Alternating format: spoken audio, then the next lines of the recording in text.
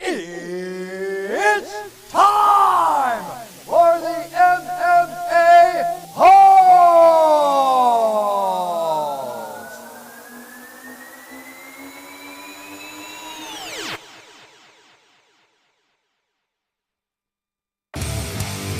From the contest studios of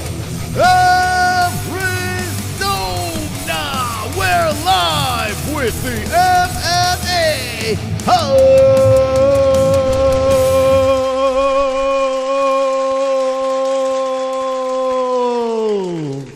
Wonderful. Welcome to the stream. How's everyone doing? It's Monday, right after UFC 303. We're going to discuss the big, glorious win of Alex Pereira over Jiří Procházka in the rematch. Let me have it, peeps. Let me have it. Jiří Procházka took a fat L, and I took a fat L with my prediction, and we're going to talk about that. So much news about the world of the UFC combat sports. There's no UFC this weekend, but Diaz versus Masvidal will be boxing.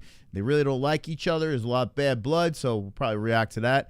But we have a fun show. So much news to get to. And before we get there, my daughter picked out my shirt. That's why I'm bright. I'm like a big bowl. I'm like a big bowl of sunshine for you guys. But I asked Ellie, I was like, Ellie, what should Daddy wear on the show tonight? And she goes, that one. And I was like, all right. So here I am.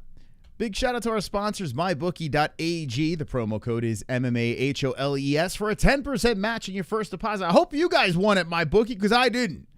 I didn't win.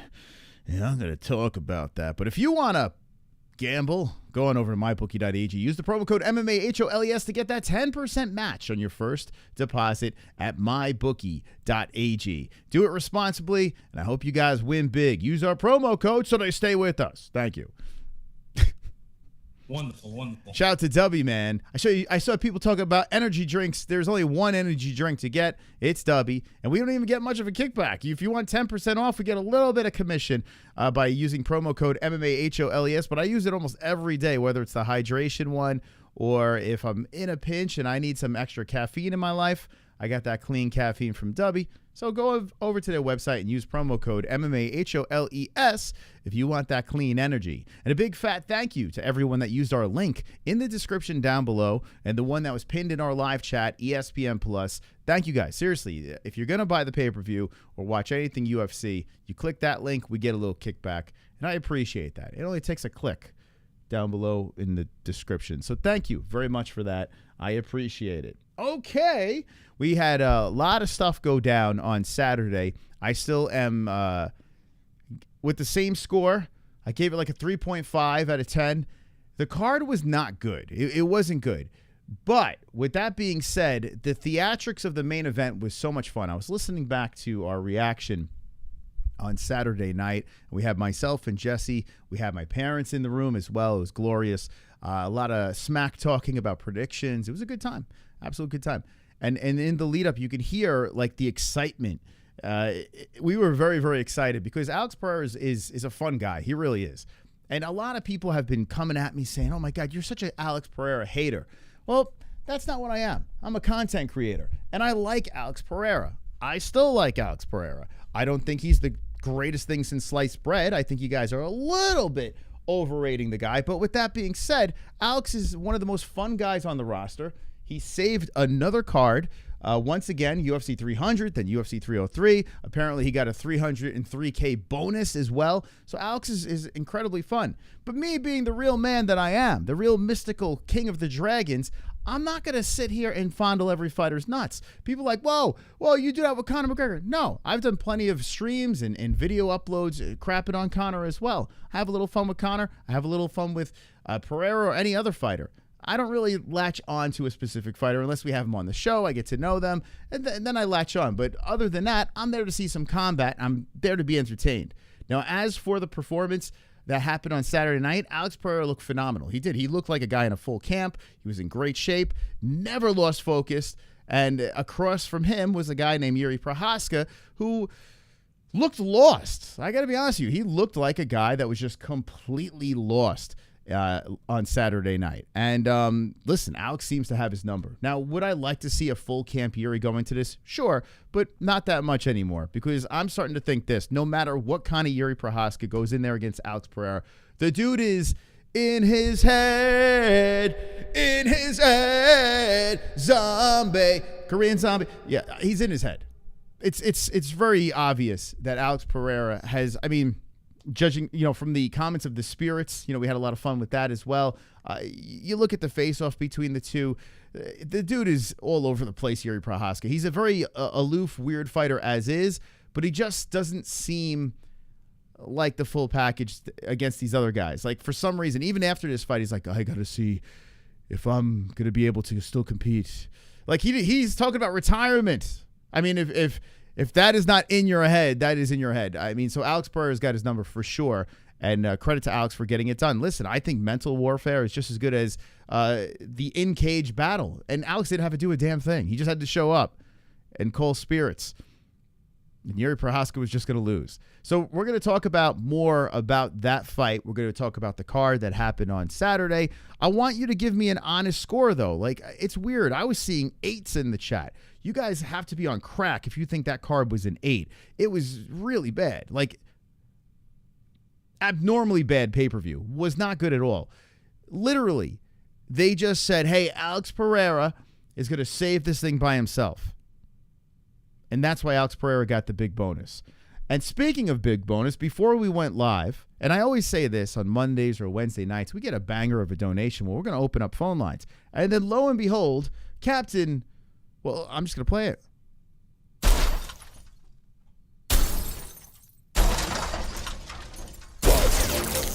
A $500 studio rename comes in from the mighty D-Rest. Come on. $500. There he is. The man with the biggest balls in the community. 500 MMA-Holes, 500 we dropped on the show, 500 bills in the air, 500 shake it derriere. World domination, here we come. Here's 500 reasons why we crushed them. Boom. Greatest community in the world. Smoke that reefer, boys and girls. Sucking that green into my lungs, using bidets to clean my buns. Hanging with fight buddies throughout the night, watching UFC, enjoying some fights. Knockout submissions, decisions, and more. I want to rub MMA into my balls. Whoever dropped the 500 on the show, you're a legend. MMA-Hole.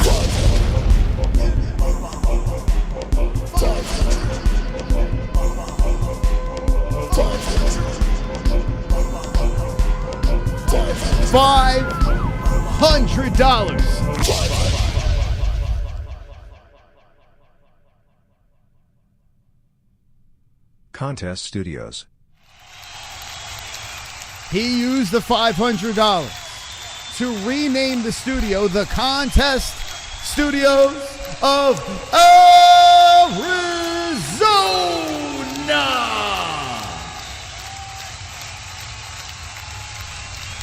The Contest Studios. Just on a Monday night, he's like, hey, here's $500 for your troubles.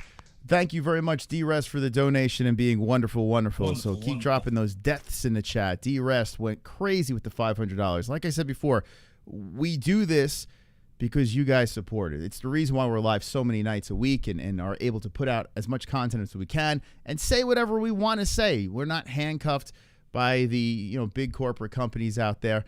We could say whatever the hell's on our mind. Whether you like it, you don't like it, at least we're honest, right? So thank you so much, D-Rest, for the donation. We will open up phone lines after I blast through all the news tonight. There's a lot of stuff to get to. So if you want to call the program, I'm going to drop a link in the chat, and you can call up the show. But let's catch up on alerts here. Guys, thank you. Thank you so much. D-Rest is just still there. He's beating everyone up. Holy cow. Damn. I was like, super chat. What is this? KC.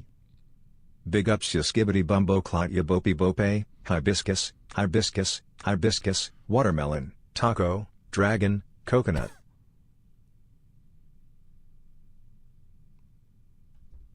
Wonderful. Thank you, Casey. Thank you so much. Appreciate your support. Thank you.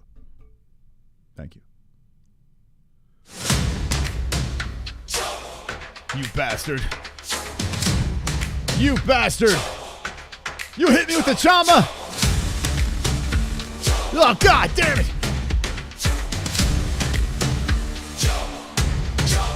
What? Big stone face with an invisible bow. Come on.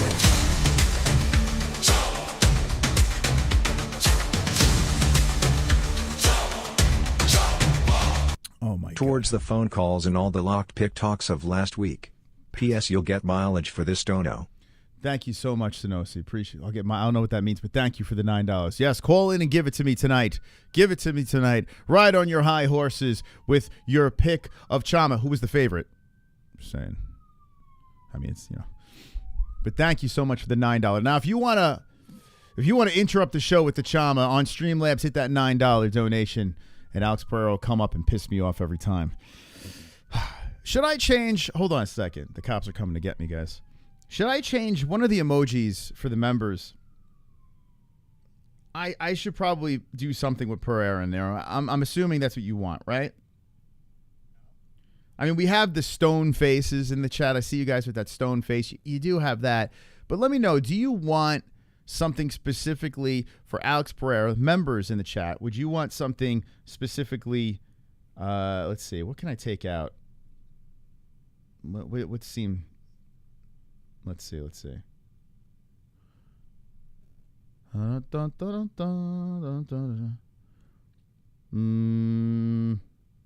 can I take out?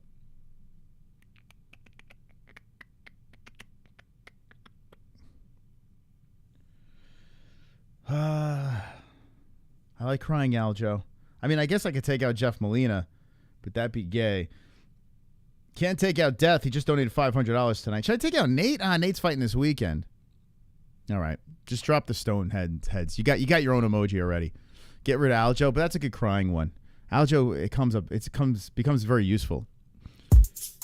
And we do need a gay one. So Jeff Molina is valuable as well, Sonosi.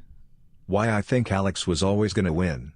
Yuri defense is trash, sadly. Cannot afford that reckless style for a glory kickboxing champion unlike others. Card was 3 out of 5. Wow. P.S. Thanks everyone who pop up for Sausage Beat a stream. Wow, 3 out of 5. Wait, you're saying a 5 being the greatest, a 1 being the worst. You're giving it a 3? That's very generous. I'd say about a 1.2 out of 5. And that's not because Alex Pereira won. Alex Pereira saved that card. Like, he literally saved that card. And that's, if you take that Alex Pereira win off the card, which, let's be honest, it wasn't a competitive fight, right? It was sort of interesting in the beginning, in the the walkout in the cage. First round was somewhat interesting, and then all of a sudden, poof, it's over. You know what I'm saying? I don't know. We'll go through the card. Man, I thought it was below average. If you say that's an average card, then we're setting the bar pretty low. No, we're setting the bar pretty low. But yeah, I want you guys to call in and talk about that. Now, as for Jiří Procházka, listen, guys.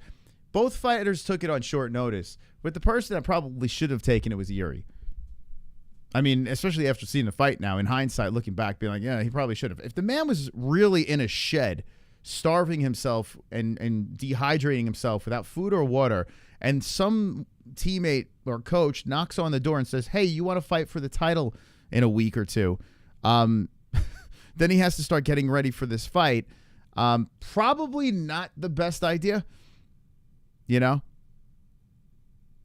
Probably not the best idea, but I don't want to sit here and make excuses, but I mean, it was a bad pick by me. I will say that because that was information I should have used in making my pick. Jiří Procházka being the underdog. So yes, I had 3 terrible picks on Saturday. 3 terrible picks. I will never pick Canada again. I'll tell you that much. Picking against Alex Pereira, I have to be very calculated the next time I pick against Alex Pereira. Let's see, 9 out of 10 on the card. If Jiří would have won 9 out of 10 on the card, that's another thing I was looking at too. So playing Goat Milk is very interesting. And by the way, if you don't know what Goat Milk is, it's MMA-Holes.tv. Go on over to MMA-Holes.tv, get your picks in for this card, Tracy Cortez versus Rose Namajunas. And by the way, there's a very interesting stat that I came up with. go onto my X account on Twitter, whatever you want to call it. All the main events since the new edition of the gloves, the new gloves, all the main events have ended in a finish. All of them. I was like, wait, hold on a second. I was like kind of scrolling through, and I was like, holy smokes. It started with the Makhachev versus Poirier, right? Where are you? Makhachev versus Poirier. Cannonier versus Imavov. Perez versus Tyra. Whitaker versus Aleskarov. And Pereira versus Prochazka. Now, if the streak continues, that means this fight over here will end in a finish. Think about that. Now, circling back around to the last card, the card that just happened, you know, someone, I'm not going to say the name, but someone was saying how we should change our point system in our Pick'em League because if you have like 10 wins, some people with 8 wins will be ahead of you. Maybe even 7 wins would be ahead of you. And the reason why I'm sticking the point system the way it is, keeping it the way it is if you pick all the favorites on every card, chances are you're only going to get 2 or 3 wrong. If you look at the track record. Now, last year it's changed, but this year we're back on track again where the favorites, I mean, you'll have a pretty high prediction percentage if you pick the favorites every single week. Some weeks it's not going to be like that, but for the majority of the weeks it is. And last week, 9 favorites out of a 13-fight card won. You know? So, I'm keeping it the same. I'm going to keep it the same with the point system because I want to bait people into actually getting perfects or taking a chance rather than just picking favorites over and over again because we'll have a lot of ties. Now, when we're talking trash, we do have to be careful because a lot of times we're saying, well, haha, I got this many correct. But then you look at it and you're like, oh, shit, well, I got all the favorites correct, you know? So it's a weird thing when you're talking smack about, you know, these predictions. And it gets even worse when you got guys that are the experts, the prediction experts out there, right? It gets worse with them because it gets a little dicey. But, yeah, be careful. When you're talking trash, pick and choose your battles because it will bite you in the ass in the long run. Eventually, you're going to lose something really stupid, you know? And me, my stupid time was last Saturday. I took a lot of swings for those underdogs, and my dopey time was last Saturday. It was terrible. I'll tell you, here's my terrible picks. Now, Prochazka I'm going to still stick with, although I should have taken in consideration the short notice because I think it did benefit Alex Pereira in this fight. Just like Islam Makhachev versus a Volkanovski. Now, Islam was in a camp, but still, I just feel like in situations like this, we probably should stick with the champ in these types of situations. I don't know. I just feel like moving forward, I'm probably going to go in that direction. Want to see a really horrible pick? I just didn't believe in Joe Pyfer. So what did I do? I picked the Canadian. Now, I made 2 massive mistakes here. One, I picked a Canadian, and we've seen what they've done in fights. It's fucking terrible, but it's okay. You know, Italians are terrible too. There's a lot of different countries out there that are fucking horrible, and Canadians have been. I mean, ever since GSP left, it's been like, eh! And then people say, well, Jillian Robertson won. But she fought a girl that retired that night. So if that's what you want to hang your Canadian hat on, all right, whatever.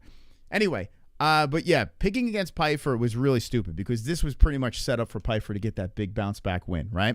Another pick that drives me nuts is the Charles Jourdain pick over here against Gene Silva. Now, I thought Gene Silva might be a little too green when it came to the UFC stuff, but Gene looked great. He looked phenomenal, ran right through Charles Jourdain, and Jourdain's pretty chinny. So he's going to be a tough one moving forward, picking for or picking against, but he's from Canada as well. So the lesson I learned, if I'm going to go for guys, and now this is it's an even fight, so I don't feel so bad about that. This is a coin flip type of a fight. I'm not too bad about that. The Cub Swanson pick drives me nuts because Cub won that fight.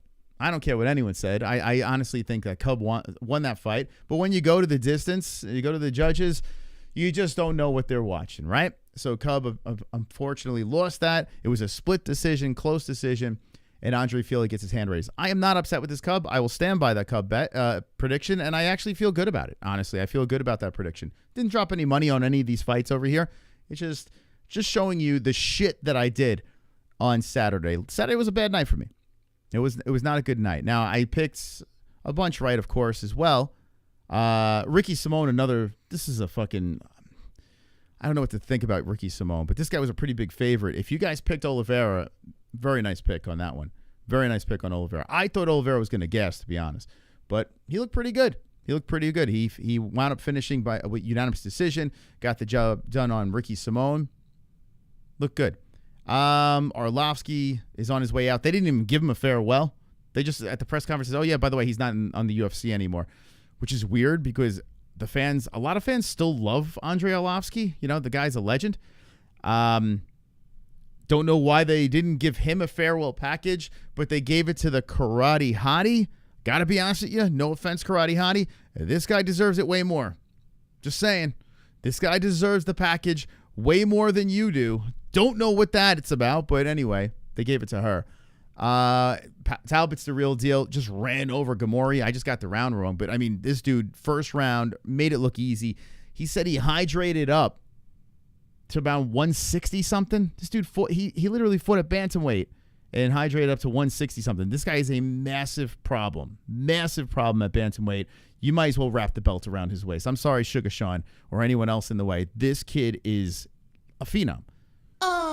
Super chat. Vanderlei, how you doing, Vanderlei? Poo poo pee pee wee wee, very cheap price. Thank you, Vanderlei. I pictured you saying it in the Vanderlei Silva voice too, as well. Thank you so much, Vanderlei. Wow, that was very nice. I don't agree with scoring system as is. Freedom, we could all be picking the favorites, and there would be like a fat tie.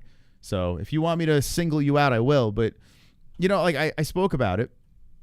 I mean, I think that makes logical sense. Do we want this to be a competitive league, or do we want to hand out trophies to everybody?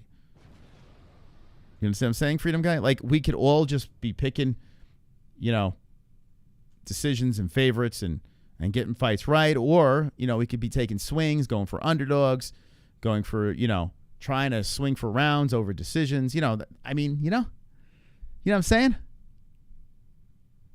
You know what I'm saying? Just saying. Don't make me single you out.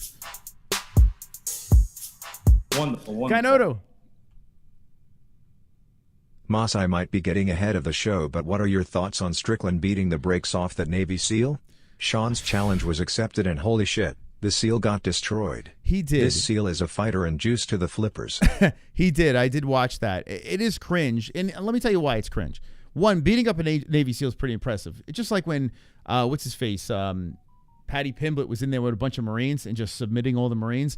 Like, that's pretty impressive. So if you handcuff a military guy, you don't give him all his tools, and you go into battle with gloves on, well, I'm going to pick the UFC fighter any day over the military guy. You know what I'm saying? But you drop him in the middle of a fucking desert or in a forest, you give him the same amount of equipment, who's coming out alive? You know what I'm saying? And I know, you know, Sean's a badass. He shoots guns. He does all that stuff. But, like, at the end of the day, seeing, like, a vet. Now, if the vet went in there and talked a lot of shit and says, hey, let's throw down, fair play to Sean, right?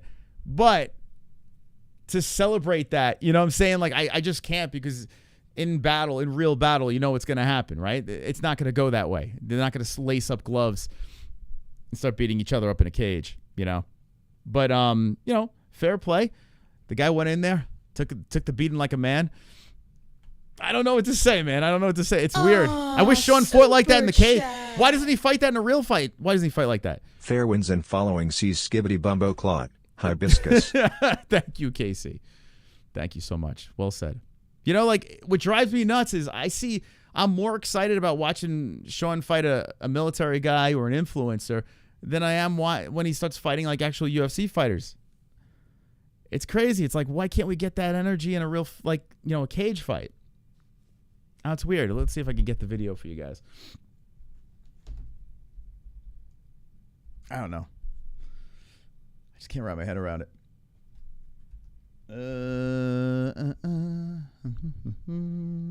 Where is it? Okay. Let's take a peek. Let's go over you. Where is that video? Actually, you know what? I could probably just do this. There's so much news I want to get to, by the way. Hey, guys, thank you so much for the donations. Really appreciate that very, very much.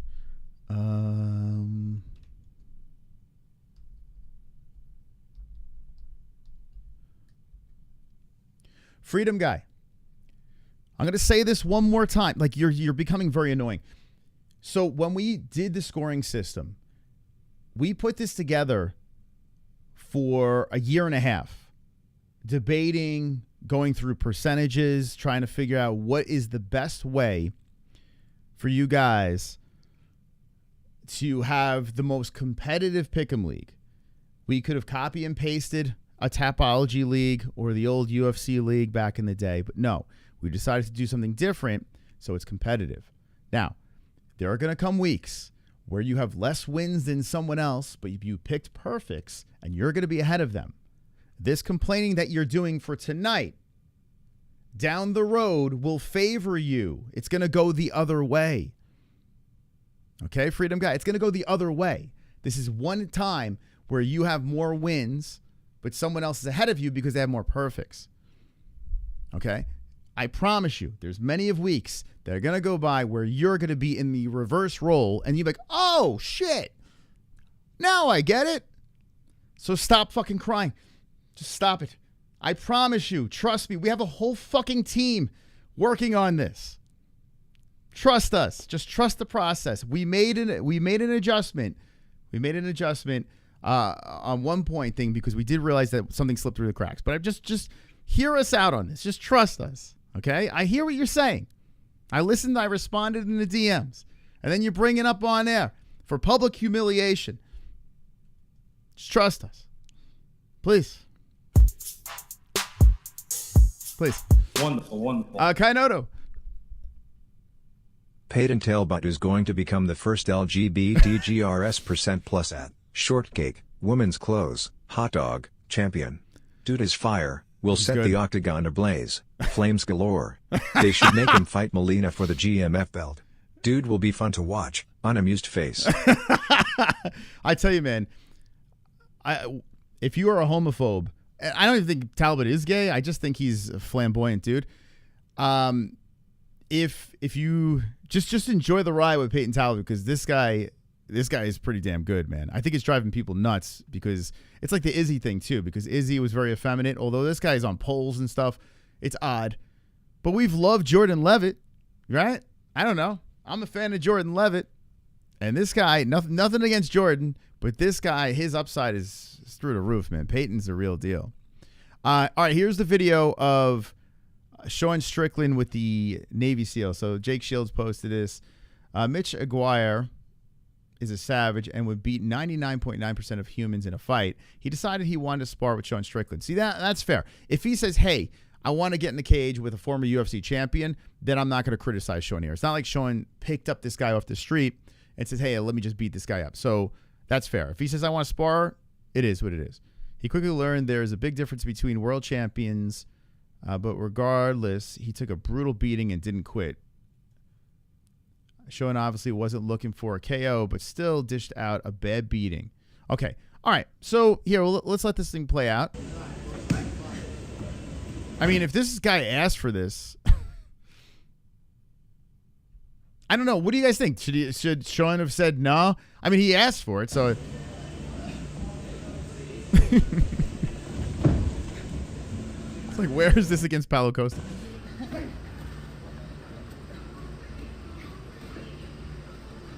Well, the guy's he's on the ground. Okay, let's see if he gets up. Dude's on his, oh my God, dude. All right, he's getting up. Sean let him up. Sean sees his head as a punching bag. Oh my God, dude. All right, so at this stage, okay. All right. All right, so this is so stupid, man. So look at the dude that he lets up, right? All right, he's hitting him. It's so dumb. All right, so the guy's giving up, right? Now, if this was in the octagon, they're fighting, you know, the ref would have called the fight, right? It's over. The fight's over. It's over. Yeah. Okay? So he walks away. Now, I don't know if the guy says anything. Like, Sean invites him back to the feet. The guy's nose is all bloody. What's the purpose of this? What's the purpose of this?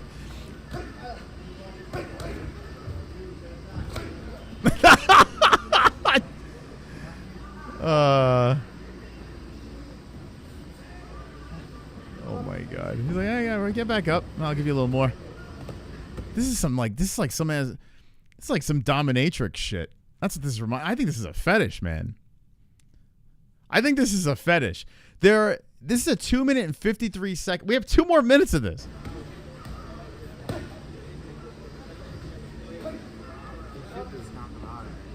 He's a tough dude. He's gonna be fucked up for a while after this. I want to give you the biggest hug I won't. I'm so sweaty. What's the... What? This dude's got a rock hard. He's got a rock hard boner right now, guaranteed. This guy's jizzing in his pants. This is like a fetish. It's like Sean is getting paid to be a dominatrix. What's he gonna do? Like twist his nipples next?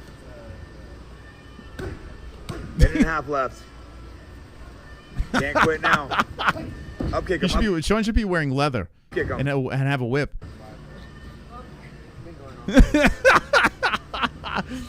You should be whipping him. Daddy, call me daddy. All you gotta say is I'm done. So this guy just wants to prove that he's not gonna quit. Oh my God, dude.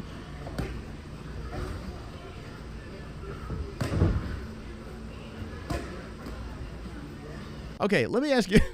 Look at this shot right here. Let me ask you in the chat. What do you guys think about this? What are your thoughts?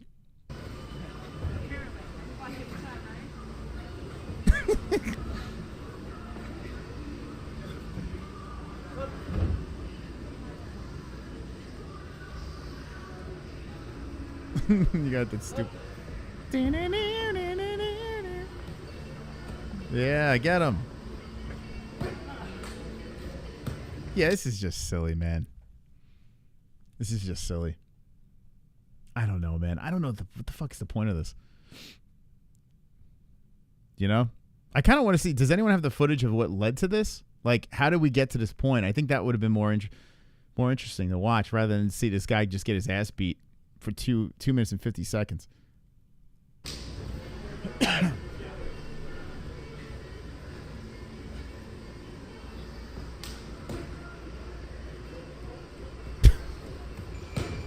Time. Oh, no, it's still going. That must have been 10 seconds. Oh, my God, dude. This is what happened when Eric Nixick is away from the gym. Eric is gone, so just let Sean loose. I mean,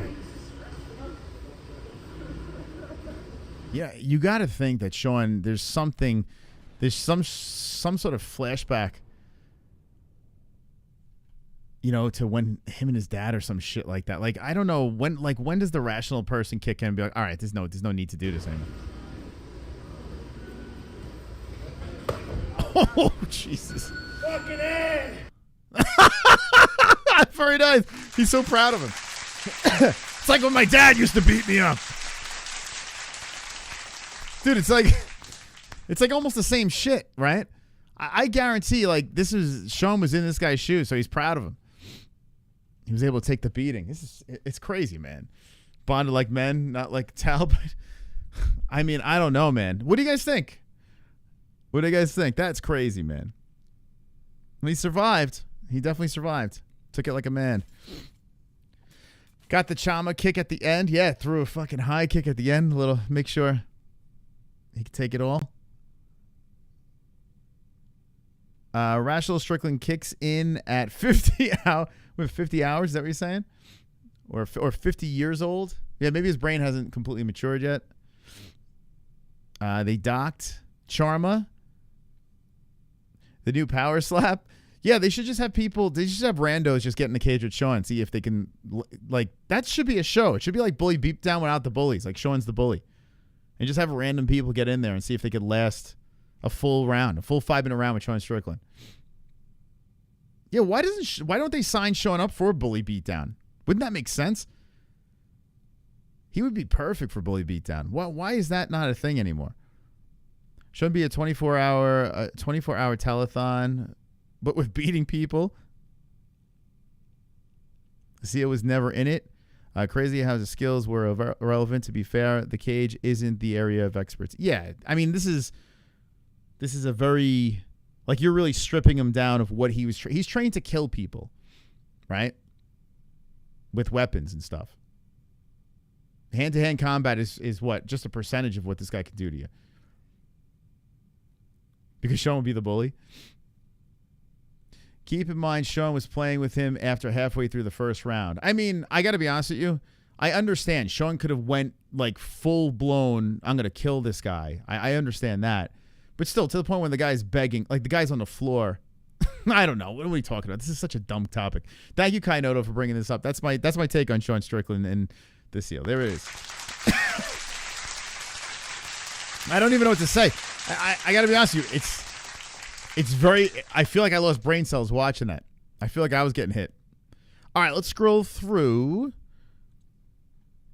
Listen, I actually do like Strickland too. I find Strickland very amusing. It's just like things like that. It's just like, fucking hell, man. Like, what's the purpose of this shit? Alrighty, here we go. Scroll true. Man, Colby Chaos creeps from under a rock. He's back in the news. Okay, how far are we going to go back here? Let's see. Oh, God, we got so much shite. So much shite. All right. So, okay. Yeah, Izzy has a pretty savage response. So, Alex Pereira, for those that don't know, Alex Pereira became your, that didn't become, he defended his belt on Saturday night, taking out Jiří Procházka in the second round, becoming undefeated against Jiří, and now a lot of people are trying to figure out what is next for Alex Pereira. I mean, instantly, my thoughts are, hey, three division, not triple champ, because, I mean, not simultaneous, but if he wins a belt in another weight class, that's something someone's never done before, right? So, I mean, you're putting him in a situation where he could really be etched in the history books. So it feels like it makes all the sense. And then when we were talking last night, Saturday night, after the fight, and we're saying, well, what's more realistic? Well, there it is. Ankalaev, I mean, at light heavy, that's the fight to make, right? I don't really want to see that fight, to be honest with you. I'll be Team Chama all day on that. I think this is a way more difficult fight. If we have full camps, the whole lead up, Ankalaev looks like a massive problem. But I'm interested. Ankalaev says, I mean, I guess I'm interested. I'm interested in the matchup. I don't know if I need to watch that fight, but I'm interested in the matchup. I don't need Ankalaev to win this fight. Guys, believe me, everyone, I will knock Alex Pereira, or knock out Alex Pereira. I do not need to take him down. This guy, his chin is gone, but I know he is very dangerous. Okay? Who's that sound like to you? Does that sound like Ankalaev? No. That sounds like Ali Abdelaziz. He follows up saying, all these guys in the top 5 have been knocked out. I'm the best light heavyweight on the planet. None of these guys are on my level, and now I get to fight the champion. And I believe he is not that scared of me like other ones. This is completely Ali Abdelaziz. I mean, it's not even a question anymore. He tags Alex Pereira, says, congratulations, champ. I am very impressed. But the boss, Dana White, with a hash, adding Dana White, always says this is a sport of opportunities, and all I want is an opportunity, and I don't need wrestling. I have enough striking to test your chin. I believe I will knock you out. Mick Maynard, he tags him, at him as well. So there are the responses from Ankalaev. Do we need that fight? No. Does it make sense? Kind of, yeah. I mean, he probably should be the champ. That Blachowicz situation was weird. But Ankalaev, yeah, he probably should be the guy. So let me know what you think about Ali Abdelaziz's tweets, because that's definitely not Ankalaev. What do you think about the matchup? Who do you think's going to win? Who would you want to see win? Would you want to see that fight? Let me know in the chat. Talk about I went very long on Khabib's gym getting raided, but the newest news is Khabib Nurmagomedov is in a lot of problems with the tax situation. He's not paying his taxes. He's like $3 million in debt. So yeah, I'll get on that. I'll get on that in a little bit. Paradox Blood, get in the members. Send it. No lose for UFC at this point. Tell the neckbeards not to beg for the fight in his backyard. Khabib, rotten dirty. Potan for sure. He's rich. What the fook? Khabib, yeah. I had a little back and forth with a friend of the show on X. If you want to find it, you can go find that. You can go dig for it. I have no, like, if you're rich and you don't pay your taxes, I run a business. I got to pay taxes. It sucks. It fucking sucks really bad. On top of the medical that we have to pay as well. It sucks. It's not fun. So forgive me for not liking a human being that doesn't want to pay their taxes, especially one that's $3 million in debt. I don't know. You know what I'm saying? Like, that's fucking nuts. That's crazy. So I don't know. You could say whatever the hell you want, but I think I have a right to, I pay my fucking taxes. I don't know what you want me to say. On top of the terrorist ties, fuck it. We'll get into it. Let's get into it. Let's piss some more people off. Okay. It's on the thumbnail. I said I was going to address it. I will. Khabib Nurmagomedov. Khabib Nurmagomedov has been a very naughty man. Very, very naughty man. Okay. Let's pull up one of the story. Like, on top of the incidents, like, we were literally showing videos. Hold on a second. So annoying. We were literally showing videos of the military visiting Khabib's gym because an animal in his gym was linked to terrorism in Dagestan and connected to murdering a bunch of innocent people, right? So, me personally, I just don't understand how that fucking happens. I don't have, and I went on and on about this, and people gave me hell for it. But I've never been around that. I've been in gyms before. I've never really hung out with terrorists in these gyms, not that I know of. I don't think, and I imagine, if there was a gym that had terrorist connections in there, that's a massive red flag. Massive red flag. Now, I am not saying Khabib is a terrorist. I'm not saying that. And I'm a fan of Islam Makhachev. I'm still a fan of Islam. So it's not like I'm just this guy that runs around and shits on neckbeards. That's not what I do. I've defended Islam from day one. I'm a fan of Islam Makhachev. But I was talking to Jessie about it, and she was defending Khabib. I was like, hear me out here. These are like facts. There's a terrorist in his gym training with him. He's training a killer. I'm not saying he's doing this on purpose, but then there's tax fraud that's going on, $3 million in debt. I mean, these are shady ass things to be connected to, like super shady. And on top of it, I don't know Ali Abdelaziz. We've had some of his fighters on actually, and he has connections as well from the past. If you go down that rabbit hole, there are connections with Ali Abdelaziz. So, I mean, and I did a stream. This is kind of crazy. There's a stream that we did where we had this rando guy on the show. I think he was from Jersey or something. He came out of nowhere. We barely even took phone calls at the time. We were very new. This is almost 7.5 years ago. If you want to dig, it's like, it just says Ali is a rat or something. I don't know what it is, but and this guy comes on and tells this whole story about the connection of Ali Abdelaziz and terrorist organizations or whatever, right? So if you want to go check that out, I mean, this was like 7.5 years ago on our channel. Fast forward 2024, we're finding out that Khabib has a terrorist in his fucking gym. Okay? I mean, that's really shady. Now, let's let this whole play out. Innocent until proven guilty. There was a statement released by Khabib. We played this on our last stream before the fights. And it was just kind of empty. It wasn't very apologetic. It was a very empty just message that you should be more alert about the people around you or something. It was just weird. Whatever. We did that stream. We move on. And then all of a sudden, this whole tax thing pops back around. It says Khabib Nurmagomedov, bank account seized as UFC icon allegedly owes 3.3 to Russian government. Now, more has to unfold from this. But if there is any truth to this,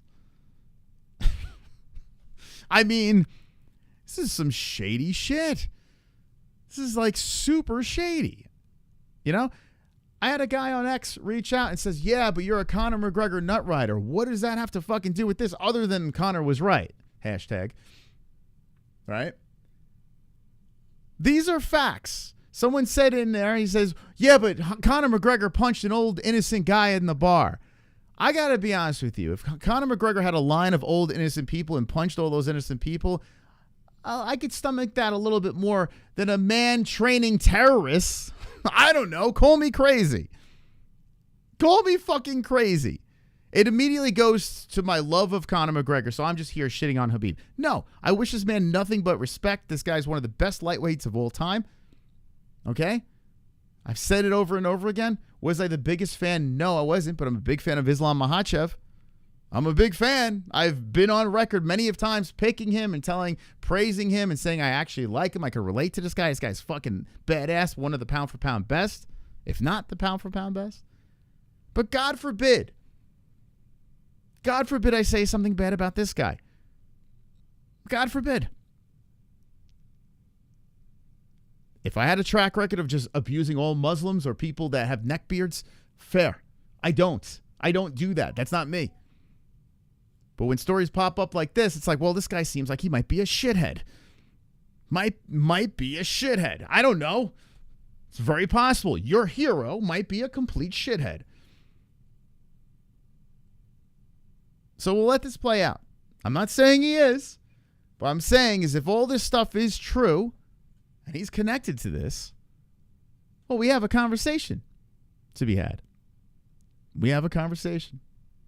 Kainotto, you bringing up Conor in there? We're not talking about Conor. But that's the first thing that people do, right? They bring up Conor.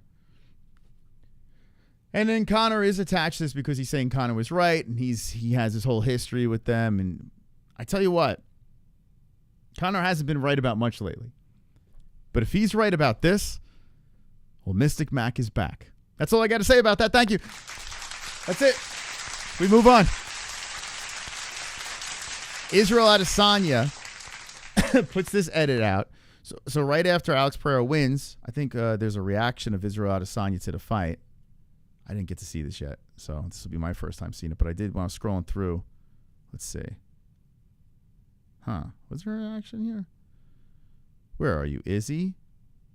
Man, we got a lot of stuff. I got to open up the phone lines tonight because of the big donations. So I will do that at the end of the stream. Where is the Izzy thing? Where's his reaction? Oh, damn. Oh, well. Well, anyway, this is his response. This is his response to Alex Pereira. Now, watch this at your own risk. A lot of people conveniently... Listen, I was not happy when this happened. I was team Pereira for this fight. And I switched back and forth. This fight I was team Pereira. Pereira comes in. Into the body, a lot of explosives going on there. Oh my God! Oh! It gets dark, and there comes Izzy. There he is. Oh boy. Some anime shit going on here. And Izzy just writes Chama above. Check it out. Now, I got to say, whoever the hell did this edit, it's pretty fucking cold. Look at this shit. He's going through the mat. Falling into a car. Here's Izzy unloading some arrows into him. Dude, I was like, what the fuck?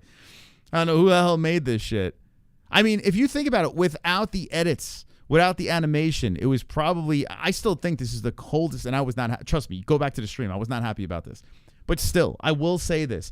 This is the coldest celebration after a win ever. And one of the reasons why is because of the history between him and Alex. It's a phenomenal story, right?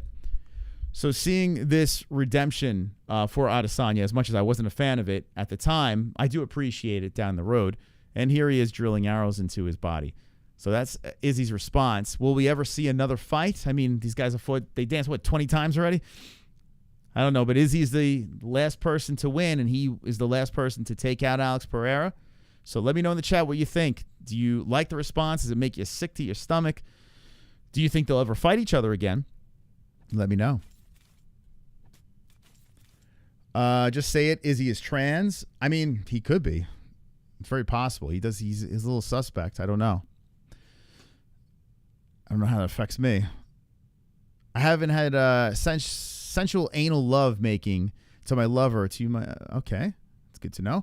Avatar: The Last Airbender. He gets Stylebender from that. Yeah, I don't know what any of that is. For sure, in real time, no magic. Dude's living in the past. He's living in the past. Oh, my God. You wouldn't, if you were Israel Adesanya, you wouldn't. Dude, George Masvidal got a tattoo of him kneeing Ben Askren in the head. I think that moment of Israel Adesanya is something that no matter how much time passes, you always have that, right? Like, it's always going to be there. It's kind of like with Poirier. I'll say this. Poirier knocking out Conor McGregor, humbling him, sleeping him up against the cage. Poirier will always have that, you know? And you can say Poirier is living in the past as well, right? They'll always have that. These guys will always have these moments set in stone. Chama will always be known as the guy that was slept. I mean, Izzy was slept back in the kickboxing days, and then he redeemed himself here inside the octagon. Pretty nuts, man. Pretty nuts. No refs involved. No judging involved. Just smoked him, slept him on the mat. Kind of crazy. So I got to be honest with you. I hope they fight one more time. You know? I really do. I hope Israel Adesanya and Pereira fight one more time. And I got to be honest with you, it would be fun watching them fight at light heavy. You know? I would probably be Team Chama in that situation. Unless the fans drive me nuts, then I might jump over to the Izzy side. We'll see. We'll see how it plays out. But right now, I'd be Team Chama for sure if they fought at light heavy. But I would like to see it. I would. Just because one of the reasons why I would like to see it is Izzy has the last W. Even though he lost to Strickland, and who knows, he might even lose to DDP. I don't even know. He might. You know, he's got to worry about that right now. But if he does defeat DDP and he moves up and then becomes double champ, could you imagine this? Izzy beats DDP. Sean Strickland's waiting around, and Izzy says, "Nah, I'm just going to go up. I'm going to go up and fight Alex Pereira light heavy." You know? That could happen. And the next thing you know, what if Izzy becomes double champ? Dude, that'd be crazy. Everyone will forget, you know, the skid that Izzy went on. There wasn't much of a skid, but, you know.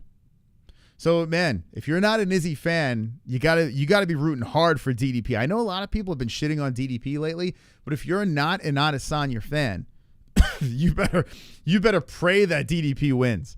Because if he doesn't, there's going to be a lot more Izzy involved in all this stuff. So, yeah, let me know what you guys think about that. All right, so let's scroll through. Alex Pereira, when I beat Magomed Ankalaev, they're going to say that he's not the best guy no more. I mean, it's true, right? He beats Ankalaev. That's what everyone's going to keep on saying. The next guy, right? And I'll probably be one of them. Every time you have a guy that's looking unbeatable, but here's the thing. He did lose. He was very close to losing to Jan Blachowicz. In fact, some say he did. He got smoked by Adesanya. When he clipped Strickland, I mean, that was an impressive knockout, but what if he fights this version of Sean Strickland? And if it was at middleweight? I don't know, man. Maybe Strickland gets that decision. You know? So it's like there are questions. Now, Ankalaev would be the biggest test for sure. He would. He's a big, scary neckbeard guy that can wrestle. He could also strike. The guy's a very smart fighter, got great cage IQ and fight IQ. But the problem with that fight IQ, it's boring for the most part. Ankalaev is kind of boring. So we'll see. We'll see. I think just ride the wave. If I'm Chama, I try to fucking go to heavyweight. I try to win that belt over there. Find someone. Bait John Jones or something. I don't know. Alexander Volkanovski missed the Alex Pereira knockout because his stream was lagging. Oh, boy. Probably seeing my actual reaction when we show you me. Wait, my man was using the fake link? Watching it live. We messed up.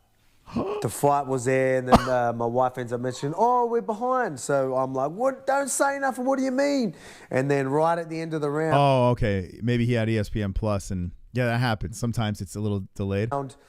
Pereira drops him, and then we're like, "Oh, that must be what she's talking about." All right, so we don't miss it again.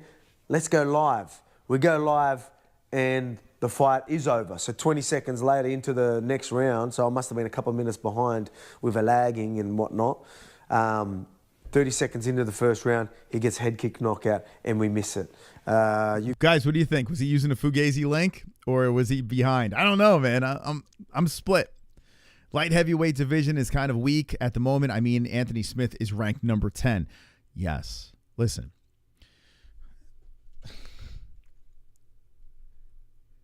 Okay. It is weak. If you look at all the weight classes right now, light heavy is not it. Especially, I mean, when John Jones left, light heavyweight, there was a massive, he was using Crackstream probably. There was a massive gap. It's just like flyweight. When Mighty Mouse left and Cejudo decided to, go up a weight class or whatever, flyweight took a massive hit. And it's still recuperating, I think. I honestly, flyweight, it still sucks. You have some interesting guys there. Cody Durden, hell yeah. But I mean, all in all, flyweight's a mess. If you look at light heavyweight, let's take a look at it. And this is not, here's what sucks about this. If I wasn't Mystic Moss, if I was Chris the fan, I would just be enjoying Pereira for what it is. I wouldn't be online yelling and screaming Chama. I wouldn't be fucking saying this guy's the greatest thing since sliced bread. Nah. I would just be like, he's legit. He's legit. I still have questions, but he's fun. He's a lot of fun. When Conor came in, it was a whole different ball game because we haven't seen anything like the Conor thing when it came to not just the fights, but the whole other package around Conor was ridiculous. It was like a clown show that was hilarious. Oh yeah, he's starching everybody, right? So it's like, all right, this is fun. So with that whole situation, that's like a once in a lifetime type thing where you have a guy that's a pop culture icon and a fighter. With Alex Pereira, he's a warrior. Yes, he's becoming more popular outside of the UFC, but the dude doesn't speak English. And I have to be honest with you, I guarantee if I go to the dentist or the doctor's office and I go Chama, or I say, hey, did you see Alex Pereira fight? They're still not going to know who the fuck he is, right?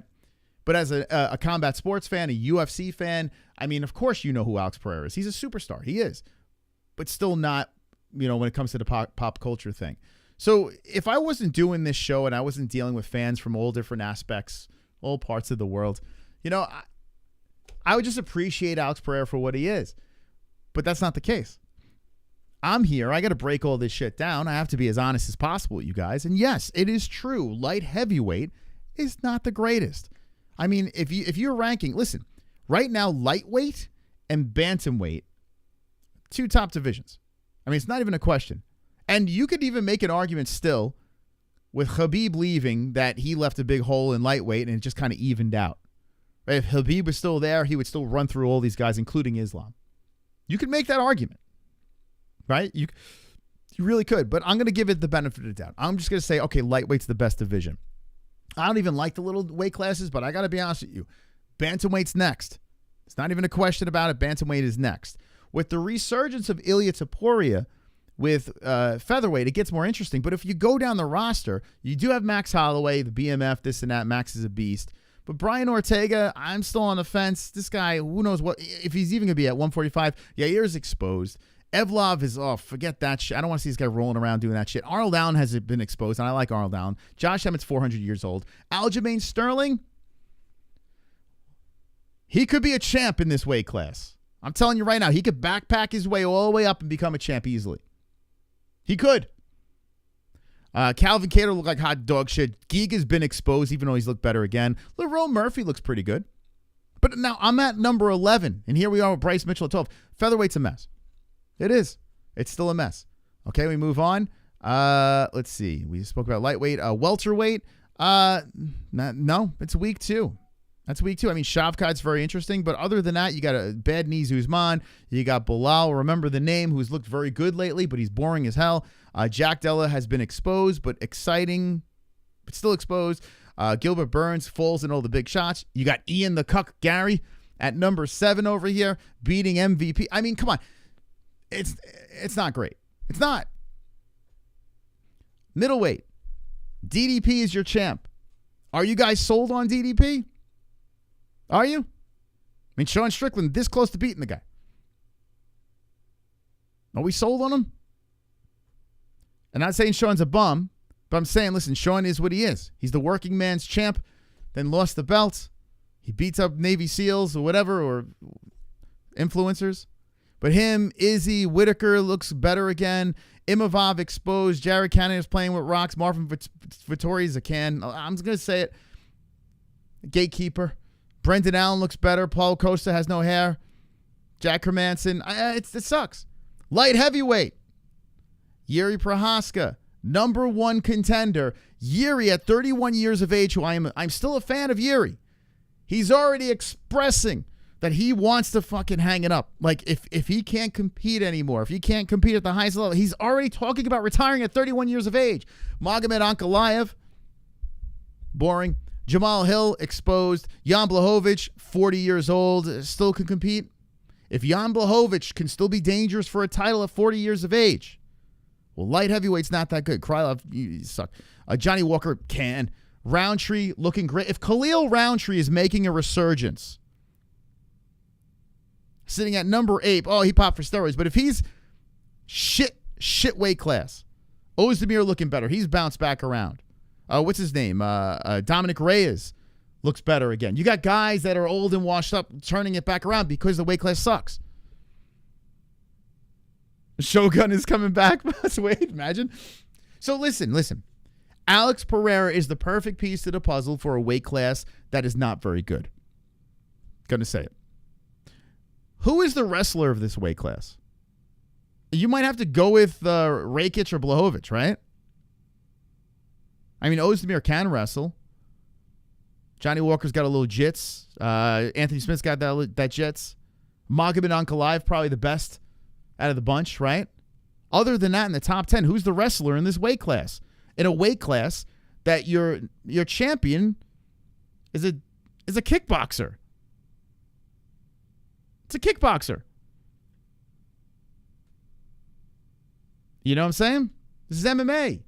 But we conveniently have a whole full row of guys that make this very easy for a guy like Alex Pereira to be your champ. At least at bantamweight, Sean O'Malley is an elite striker. But who's number 1? Merab Dvalishvili. Ready to wrestle the shit out of him. We got an interesting fight. Izzy ran into that issue too. Yeah, when Izzy went up to light heavy, what happened? Blachowicz grappled the shit out of him. Izzy was competitive, but Blachowicz won. Blachowicz is a guy that was a little bit of a problem for Alex Pereira. Split decision win. Ankalaev, I mean, listen.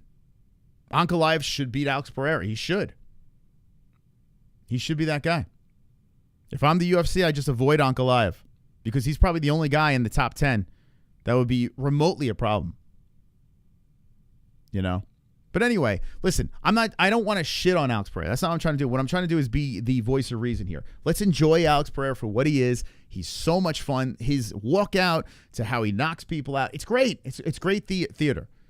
But if we're going to sit here and split hairs, if we're going to sit here and talk about pound for pound or greatest of all time or any of those dumbass conversations, if you're going to start talking about that shit, well, then we have to start saying, okay, level of competition, how he got there. Is this all fabricated bullshit? Alex Pereira was on 2 cards in a row that he was not supposed to be on. Came and saved 2 cards. Beast for taking those fights, but they worked out to be in his favor. Ah, super chat. Dr. No! Izzy is good, but Alex Pereira is something special. Don't forget the kickboxing matches. Oh, for sure. Listen, he's up in the series, for sure. Yeah. And listen, if Alex is fighting Izzy, I'm rooting for Alex. I am rooting for Alex. It's going to take a lot of potarded comments for me to go the other direction. But of course I'm going to root for Alex Pereira. I can't root for Izzy. I just can't do it. But Izzy's slowly winning me over. Don't let him win me over, guys. Don't let Izzy win me over. Thank you, Dr. No. Sonosi coming in. Wonderful. Izzy, when he was in middleweight, there wasn't any great wrestlers. Right now in 185, only truly scary wrestlers now is Bo Nickel and Kazmat. That's it. Heavyweight not that great. No. Most are fat slops outside the top 5. True. It's true. Yeah, listen, it's mixed martial arts. I'm one of those people that I like the striking more than the grappling, although I could appreciate the grappling. What do you want? You want the knockout. It's the best, right? A head kick. The way Yuri went down, I mean, that's what you want in a fight. Do you want to see a guy, bell rung, down on the mat, grounded, his face smashed into the mat? That's what you want to see, right? You don't want to see a guy lay on another guy for 5 straight rounds. Although I do like submissions. I like ground and pound. I like finishes. But at the end of the day, a striker is just more appealing.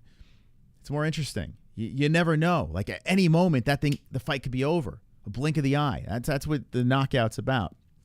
Wrestlers, sometimes you don't get that, right? Anyway. Thank you, guys. We're going to open up the phone lines. Let me try to blast through this stuff over here. That was Bruce's fault. Bruce came in there and sent me on a rampage. Anyway, we just found out that Volkanovski does fake links. Dustin Poirier, first thoughts on Alex Pereira's win. When you haven't even had double-digit fights in the octagon, first thoughts, Dustin, on Alex Pereira and delivering the way that we know he can. Shama. Yeah. Wonderful, wonderful. This is the NHL at the draft. Dana White said that this here, which looks phenomenal. I don't know if you can really see it, but dude, this is crazy. Like, this is up in the air. This is like on a screen. Dana White says this. The rankings went all, or the draft thing went all the way up. That's going to be like fucking kids playing with crayons compared to what we're going to do. Literally. So Dana White's got he's making this sphere sound like something like he always sells things to a point where you're like, all right, is this guy telling the truth? But for the most part, nah, not really, right? He sold us something with UFC 303. That didn't happen. He sold us something with 300. That didn't happen. Now he's selling us the sphere, saying this is going to be this big thing. Is it going to be as good as he said? I don't know. We'll see. I still like his product. The UFC posted Alex Pereira's knockout of Jamal Hill at 300 with no commentary. Okay, go check that out. Here's Alex Pereira with Yuri, so there's respect. Yuri's like, why am I here with these people? The moment Pinion disqualified knee. Okay, let's see. Diego Lopez says he was given the option to get paid without fighting, but still chose to fight. I'll just summarize the madness. Okay, that's all it was. I accepted the fight with 2 weeks to fight with number 3, change of category, 145, 155, 165. 3 hours before the event, they changed my opponent. 3 hours before the event. So, yeah, like we were saying, the news dropped way after they were already way ahead of the game, matchmaking. So it happened the same day, but 3 hours prior to the event. Okay. Someone who had a 3-month camp without cutting weight. UFC gave us the option to not accept. I could have gotten paid without fighting. I could have said no to the fight. I was weighing 161 pounds, but I like I said, anyone, anytime, anywhere. Yeah, listen, Diego's a beast for taking that fight. Let me say this. People putting that card over anything over a 4, I can't even wrap my head around it. The co-main event of that fight card was Dan Ige versus Diego Lopez. That was the co-main event to a pay-per-view. A pay-per-view that people are giving a score of over 5 out of 10. It's crazy to me. Dan Ige is a beast, but let's be honest, man. Come on. Dan Ige versus Diego Lopez, whether it's short notice or not, that's not a co-main event for even a fight night. Sorry.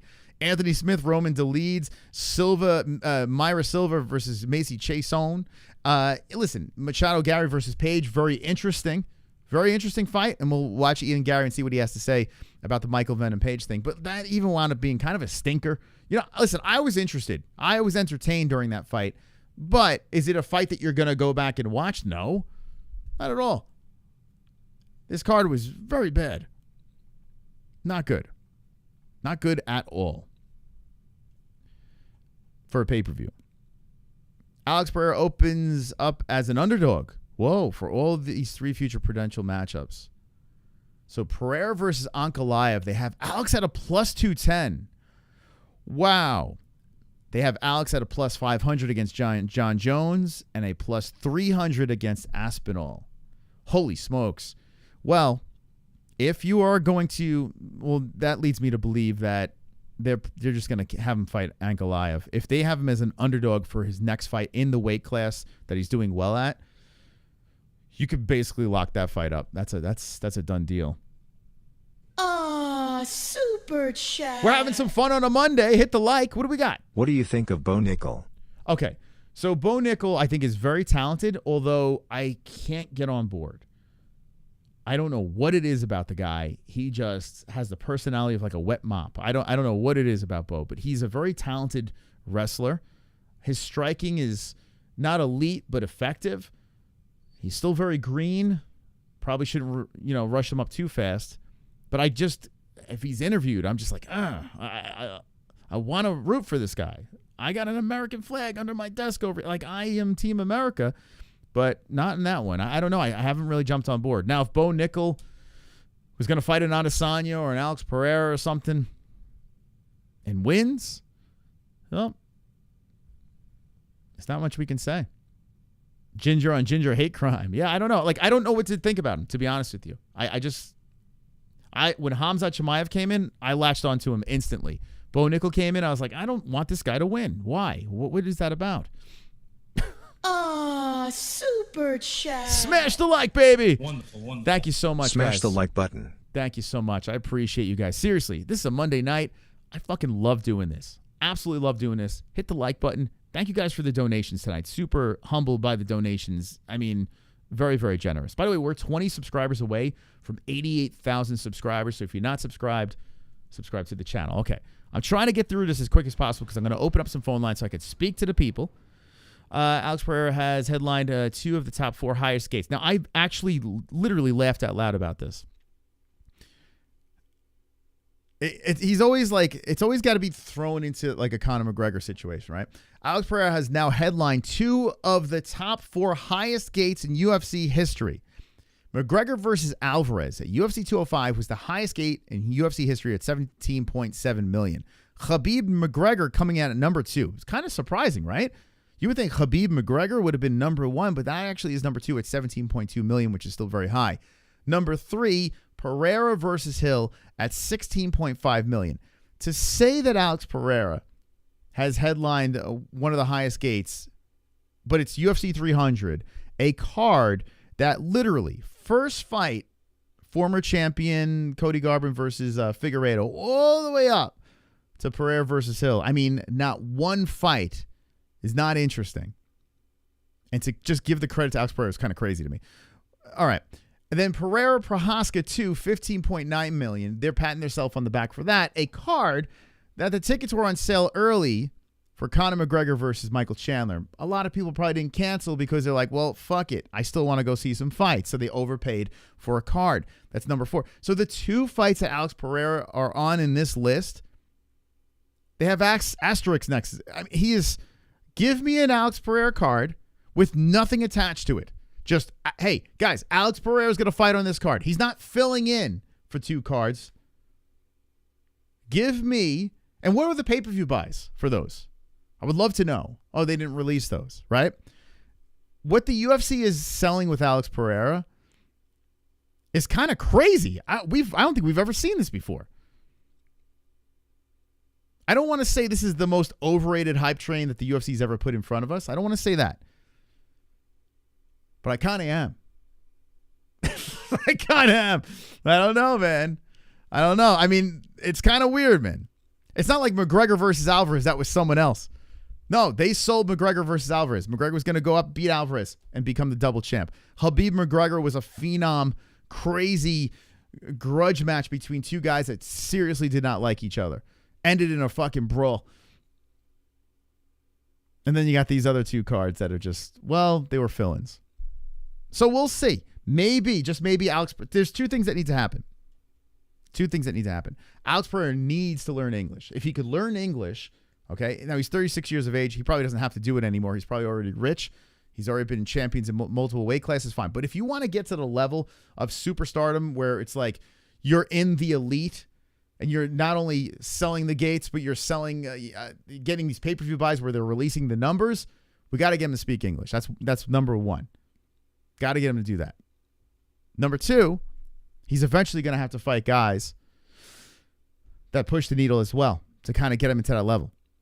He's going to need someone, a dance partner that's going to help it out and sell a fight. He needs both those things. Or he's just going to be a fabricated, star. I don't know. KC? Super coming in with a chat. $5 super chat. May your joys be as deep as the ocean, your troubles light as its foam, and may you find peace of mind, wherever you may roam. Skibbity bumbo klacha, hibiscus. Thank you. I appreciate you, KC. All right. Conor McGregor faced his fears and climbed a mountain and crossed a bridge in Switzerland. What? What is this? It's safe. Yeah. Who gets fucking hell. All right, here we go. Ready? hard than my daddy?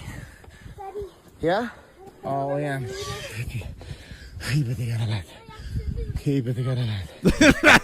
All right. This man is a clown. He's a fucking clown. On top of the crap that he did in the UFC, the double champ, Mystic Mac, all that stuff, the dude is legitimately a circus clown. Nah, that's me. So what? I just walk across this. It's safe. What the fuck? What do you think, man? Oh my God, it's wobbly and all. No, I'm not doing it. Nah, that's me. All down. That'll do me. It's wobbly and all. Why? It's wobbly and all. Imagine. Very safe. It's not move, nothing. It's wobbling. Yeah, of course. Okay, go. Okay, go. We found his kryptonite. I guess it's heights. All the way. Who gets hard in the man? Watch out for the toe. 1 year. Oh my God, dude. What the fuck? What the fuck is going on here? 1 year get hard in the man, Daddy. That's it. Free.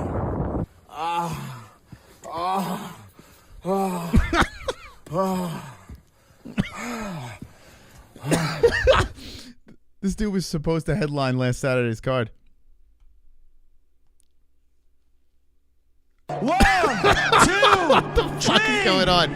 Take me out to the ball game. Take me out with the crowd. Buy me Oh some my God, peanuts and Cracker Jack. I don't didn't see care that. if I never get back. So let's root the Cubbies. If they don't win, it's a shame. Oh my God, dude. For it's 1, 2, 3 strikes you're out at the old ball game. I don't even know what to say. Chris. Your toe is a balloon. Thank you. Wonderful. Thank you so much. Toe is a balloon. Okay, I'm hitting all the wrong buttons. Thank you so much, Chris. The 12-12. We move on. Dan Hooker was apparently trolling about the Charles Oliveira fight. I announced on the show that I'm fighting Charles Oliveira at UFC Perth. But yeah, we'll actually see. It might actually turn into something because I know there's 2 fighters in the lightweight division, 2 pretty big names that are looking for a fight, and that's Charles Oliveira and Okay, so he was lying about that. It worked. Kara France versus Urseg. Is that a done deal? The UFC officially announced Kara France versus Steve Urseg, UFC 305 in Perth. Okay. It's a good fight. I'm sorry, Kai, but Urseg's going to win that. Yeah. Kai Kara France slitting his throat. I got to go Big Steve on that one. I think Steve beats Beavis in that one. Here we go. Here's Izzy's reaction to Pereira. He has to strike as well. He won the first round last. Oh! He's like half asleep. He said, "Come." All right, I don't think I could play that, but he doesn't look like he's okay. Big watch party. He's on the couch sleeping. Pretty obnoxious. I guess in the morning over there, right? All right. That's great. Here's Colby Covington. Anyone not sick of this guy yet? I thought Ian Garry was a big name. I got to be honest with you. Are we done with him? Ever since he ran from Ian Garry, I just can't even take this dude serious anymore. He should be calling out MVP. That's what he should be calling out. Michael Venom Page. He should not be calling any. He shouldn't be just go away until you have a fight book. Like this is getting ridiculous. I thought Ian Garry was a big name. The guy's an absolute nobody, and he's a bum, and he has no reason. Are there any Colby fans left in the chat? Be honest. Are there anyone? Any Colby? You could be. I won't shit on you. I'm just curious. If you're a Colby fan, raise your hand or drop a 1 in the chat, or just put Colby. Talk about anything. He keeps talking about this goat stuff. The only goat that he has is his wife. She's the throat goat, if you know what I mean. What? I thought Ian Garry was a big name. All right, so he's calling his wife the throat goat. Okay. It doesn't work if you're losing. It doesn't work. This dude is terrified to fight Ian Garry. Terrified, which is not a good look. Rest in peace, Submission Radio. Yeah, they lost one of their guys. Yo, let me just say, I don't know if Submission Radio is fan funded. I don't know if they have a big company helping them pump out their content. But if they're anything like us, where we legit rely on the viewers and AdSense or whatever and sponsors, I understand why that dude bounced out. I get it. It's not easy. It's not an easy job to do that. So yeah, now they only have one guy doing the interviews over there. And you would think, a successful YouTube channel, they get all the big interviews. But the dude just left. It's still a potential fight. The UFC hasn't shown much interest with it, but if you look at the landscape and what he said in his recent interview that he wants... Young Colby destroys Ian. Is that what we're going to go with now? Oh, if Colby was younger. Dude, he's calling his wife the throat goat. Like, he deserves a beating. Like, he deserves it, but he's never going to fight him. He's going to run for him. Wants to go up a weight. It's embarrassing. To 170. He's a big guy. He's taller than me. He weighs more than me. The guy's just a weight bully cutting to 155 because he wants to be stronger in there because he's meant to... Wait, who is he talking about? Wait, what? Colby Covington calls Charles Oliveira mentally weak, weight bully. Oh, my. I'm not even going to... So, you're going to dodge the guy in your weight class, and now you're going to call out Charles Oliveira. It's still a potential fight. The UFC hasn't shown much interest with it, but if you look at the landscape and what he said in his recent interview that he wants to go up a weight, to 170, he's a big guy. He's taller than me. He weighs more than me. The guy's just a weight bully cutting to 155 because he wants to be stronger in there because he's mentally weak. So he needs to have a physical edge. He needs to be the bigger guy in the fight to feel confident going into a fight. So, another one of those guys with baseless words, said all these things. Oh, yeah, I want big legacy fights. I want to go up to 170. Well, here's your chance, Charles Oliveira. I'm the biggest fight you can get. Former world champion. Dude, I can't even wrap my head around this. Oh my God, I can't even. Honestly, I just don't want to play because I feel like I'm getting. I'm already retarded. Like, I don't need to get any more retarded. Alex Volkanovski lived every UFC fan's worst nightmare last night. Oh, is this where? Whoa, just don't give us any more. Why are you looking? Oh! No, that's right. He fixed it. It's not over. Oh, so you just seen that? I've been there. Knockdown, okay. So I can fast forward it? No. There you go. Is that... No, so that's a legit link. That's ESPN Plus. Wait, what's going on? Oh, my God. Oh, my God. Well, it's something. I can't fucking show this, but it's so funny, man. That's so funny. So he's actually using ESPN Plus. Magomed Live continues to call out Alex Pereira. We saw this, didn't we? They don't think you can beat me. I'm ready for war. Oh, this is more stuff. Nobody thinks you can beat me. Even the odds makers. I'm ready for war. So Ali Abdelaziz has completely confiscated Magomed's phone. So Magomed is shooting his shot. Andrei Arlovski announces that he will no longer fight in the UFC. However, he adds that his book is not finished yet. Get ready, bare knuckle.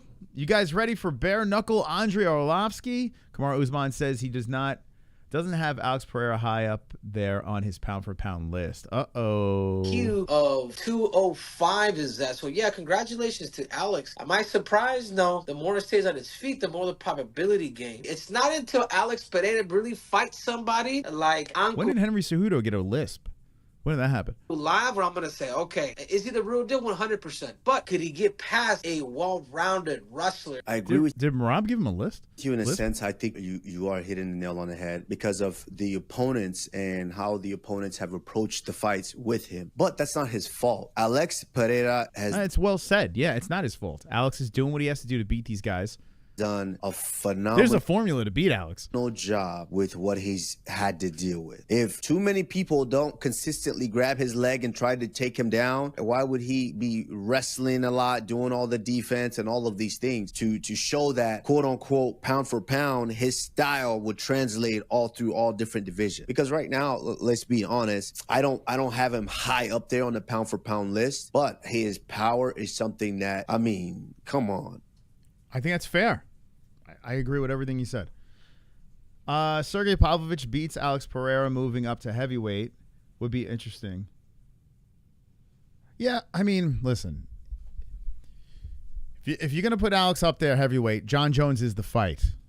I don't give a fuck what anyone says. John Jones is the fight. You make Alex fight John Jones. And poor Tom Aspinall or Curtis Blades just gets sidelined. I don't know what you want me to say. They should have never made that interim champ anyway. So right back at the gym is Alex Pereira. He's actually fighting fighters, not Navy SEALs or people challenging him on TikTok. So there he is. Look at Alex, right back to work. Did you see the cringy thing of Pollyanna Viana saying his favorite ex-girlfriend? She had a shirt on. She is kind of dirty, man, right? I don't know what happened. She used to be kind of pretty, but now she's like, I don't know. She's kind of ski-vots. John Jones says his performance against Stipe Miocic will determine whether or not he retires afterwards. He also says the options are looking crazy right now. Honestly, it's hard to say right now. I'm going to base a lot of that on my next performance. The options are looking crazy. I think John loves the idea of an Alex Pereira fight because Chama is this mystical creature that's beatable. And if he can get past Stipe, which is most likely. Did you know this? That now that Andrei Arlovski, someone put this online, and if anyone knows the credit to this, I saw it on X. They said that with Andrei Arlovski gone, Stipe Miocic hasn't beat one fighter that's active. Not one fighter on the roster is active that Stipe has beat. So, I mean, come on, what are we doing with Stipe? But that's going to happen. Why can't we just have Alex slip in? Who do you got, Max or hand sanitizer? All right, who cares about Patty these days? We'll wait for his next fight. Patty Pimblett says he thought that Jared Gordon was robbed against Nazrat. It's true. All right, here's Ian. Oh, he's on Ariel. Ian Garry details. I'm going to just cut through the rest of this news over here, and then we're going to open up the phone lines. Hour 28 live. Okay, give me about 10 minutes, and then I'm going to open the phone lines. MVP was rattled after that press conference, and he literally walked by me and I went, "You're a filthy cheat." And he turned to me and went, "I tell you what though, you've got a beautiful kid." And my little boy put his hands out to give him a cuddle, and I'm like, "All right, go over and give him a cuddle. I'll take you if you want me to." Yeah, it was a very cordial. I think MVP is a very nice guy. He seems like a very nice guy, and I don't think I think if you're talking outside the fight game, Ian Garry's probably a nice dude. You know, he's just got this persona, this cuck shithead persona that people don't like. But it's like, I've always said, like, and I've always been taught, like, never turn down a cuddle. It doesn't matter who it's with. Never turn down a cuddle? Is that what he said? What it is. And if my kid wants to go over and cuddle MVP, fine. Maybe he needs it. But maybe. Here's why I respect Ian Garry. He's not going in there and striking with everyone. He's wrestling too. The dude is a very intelligent guy in the cage, man. And in Brazil, was it shoot box or where all the Brazilians? I mean, he's becoming one of the Brazilians. They're all taking him in. Even Alex Pereira's like, this dude speaks Portuguese. Like, he's just, I don't know. It's weird, man. He's not a dumb kid when it comes to the fights. He was spooked and he could sense his energy. But for me, there was still animosity. There was still like, you're a filthy little cheat. I don't like the way you are. But if my son wants to give you a cuddle, then cool. Like, what the fuck? Ian Garry revisits the sparring session he had with Shavkat Rakhmonov and says he's faster, more technical, and more talented than Shavkat. Oh, shit. When you You got guys avoiding Shavkat, and then you got this dude fucking saying, didn't he used to train with them? Yo.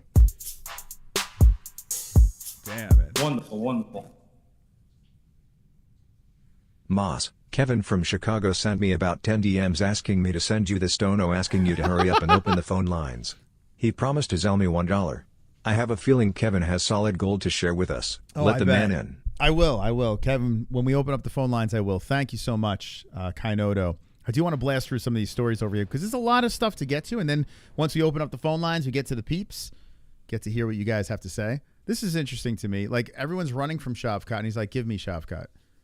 When you mentioned this afterwards, he was on Twitter saying you must not have remembered your training sessions. Have you seen these comments from him? I did see one, and I don't know what he's talking about. There was one I remember. We were tippy-tapping.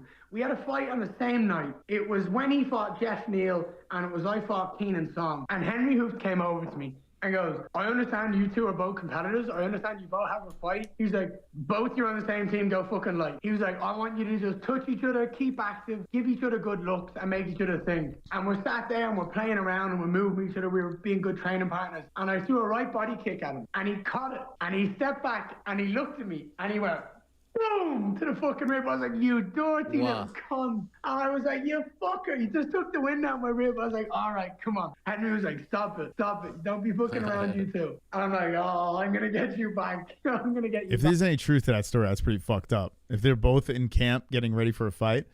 It was playful, it was fun, but that's it. That's it. Imagine Shavkat just knocked him the fuck out. When it comes to striking, I'm faster than him. I'm more technical than him. I'm more talented than him. Is he amazing? Is he fearless? Absolutely. But I know for a fact that this fight's on the feet. I'm the one with the advantage. When it comes to grappling, he absolutely had the grappling advantage over me when we trained. He was a far superior grappler. I say what? I still gotta go Shavkat. I don't care what kind of run this dude's on. I still gotta go Shavkat. If this guy could fucking beat Shavkat, dude, that's nuts.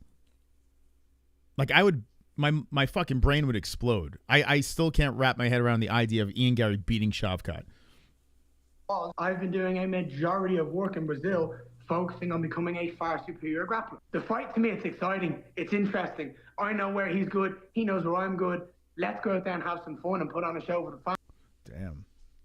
Who the fuck is going after Shavkat?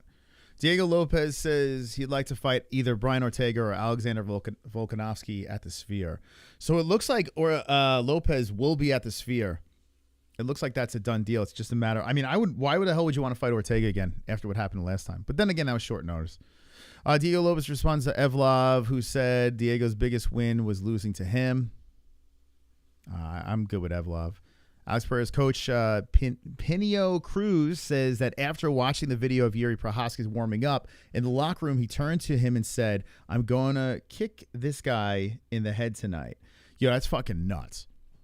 Dude, that's crazy. I'll say he's going to try to catch you almost like from a karate stance. He's going to come to get you in the middle. I tell you, man, that's pretty impressive. The hands are down. And Alex say, yes, but the timing that he's doing is wrong. I think I can get this guy in the head. I think I can use some high kicks with this guy. I say, you absolutely can. Bro, I swear to God, he said, let me see that thing one more time. He looked at me. He said, I'm going to kick this guy in the head tonight. Just watch. Oh, my God. Yo, if there's any truth to that, that's nuts. I mean, Jiří is notorious for having his hands down anyway, trying to bait you in and shit like that. But if you look at the sequence, it did look like Jiří was trying to protect and get ready to check some kicks. And Alex was kind of doing his weird stiff chama movement. And sure enough, the fucking hands were down. When Alex put it up there, he did not. Yeah, Mystic Potan. That's crazy, man. That's crazy. Wow. That is crazy. Wow. Yeah, that's pretty impressive. Michael Chandler, big weekend of talks and clarity. New date loading. So Michael Chandler's running around. He says, let's see. If Armin can't fight, let's go again, Makhachev. So there's Dustin Poirier calling his shot, saying, hey, let's run it back. And Makhachev says, no thanks. I need a new target. So that's clearly Ali Abdelaziz. This is a Strickland video we played already. Here's Max Holloway want to get on the Sphere. Bro, I want to fight in the Sphere. I hope I get to get the freaking Sphere, bro. I hope I get to fight in the Sphere. Okay, what I'm going to do now is, because I don't think we have much left here, I'm going to open up the phone lines. I'm going to drop a link in the chat, okay? Now, if you guys and girls, mostly guys, only guys call me, besides Ann. Ann's a beautiful 7%er, but I mean, it's like a sausage party. I got to bring Jesse on so we can have some female conversations here. Or Kevin from Chicago. But I'm going to put the link in the live chat. We'll load up the green room. And when I'm finished up with this stuff over here, I'm going to just start taking calls. And the link that I put in StreamYard, you are not going to be on video. It's just going to be audio calls. Okay, I will see you behind the scenes. But put the avatar up if you don't want to be seen. And I'll just take your phone calls. Okay. Invite. Okay. So here we go. Call the show. We'll get your thoughts. Whatever the hell it's about. Because I tell you what, the donations were beautiful tonight. I can't wait to show Jesse the support that you guys gave us. So thank you once again. And if you guys want to still support, feel free. Never enough donations. Hit the Streamlabs pinned in the live chat or super chats. Streamlabs has the jukebox. And we get more percentage out of that. If you want to chama me up. I only got chamaed once, so that's easy work. I thought you guys would chama more than that. All right, here we go. All right, call the show. All right, so it is there, so you can call up if you want to chat. Okay. Maxi's just Sphere preview. I don't know, bro. I want to fight in the Sphere. I hope I get to get the freaking Sphere, bro. I hope I get to fight in the Sphere. I don't know if they're going to do that. I don't think that's in the cards. You versus Ilya. Jan Blachowicz was staring down Alex Pereira during... Oh, boy. I can't play that. So Jan Blachowicz wants the rematch. Thank you, Gary Hogue, for the subscribe. Appreciate you. I tell you what, Jan Blachowicz, he made it difficult. 40-plus years of age.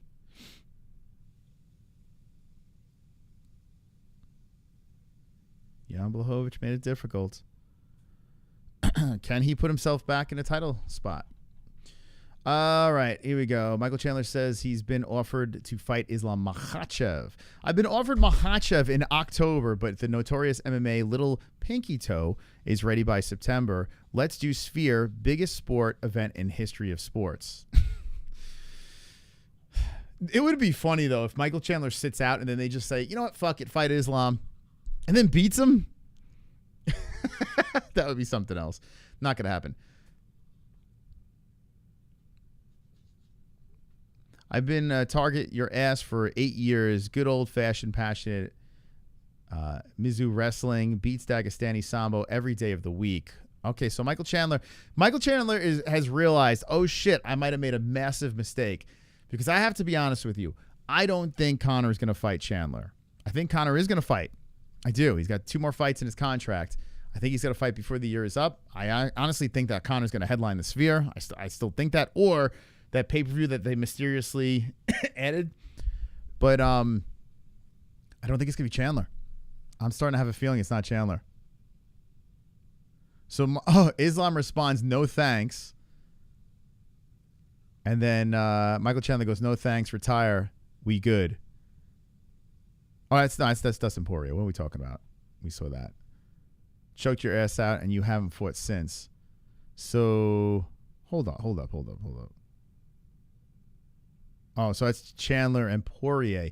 Poirier did say that he has 1 more left. He thinks he has 1 more left. Do you think he runs it back with Chandler?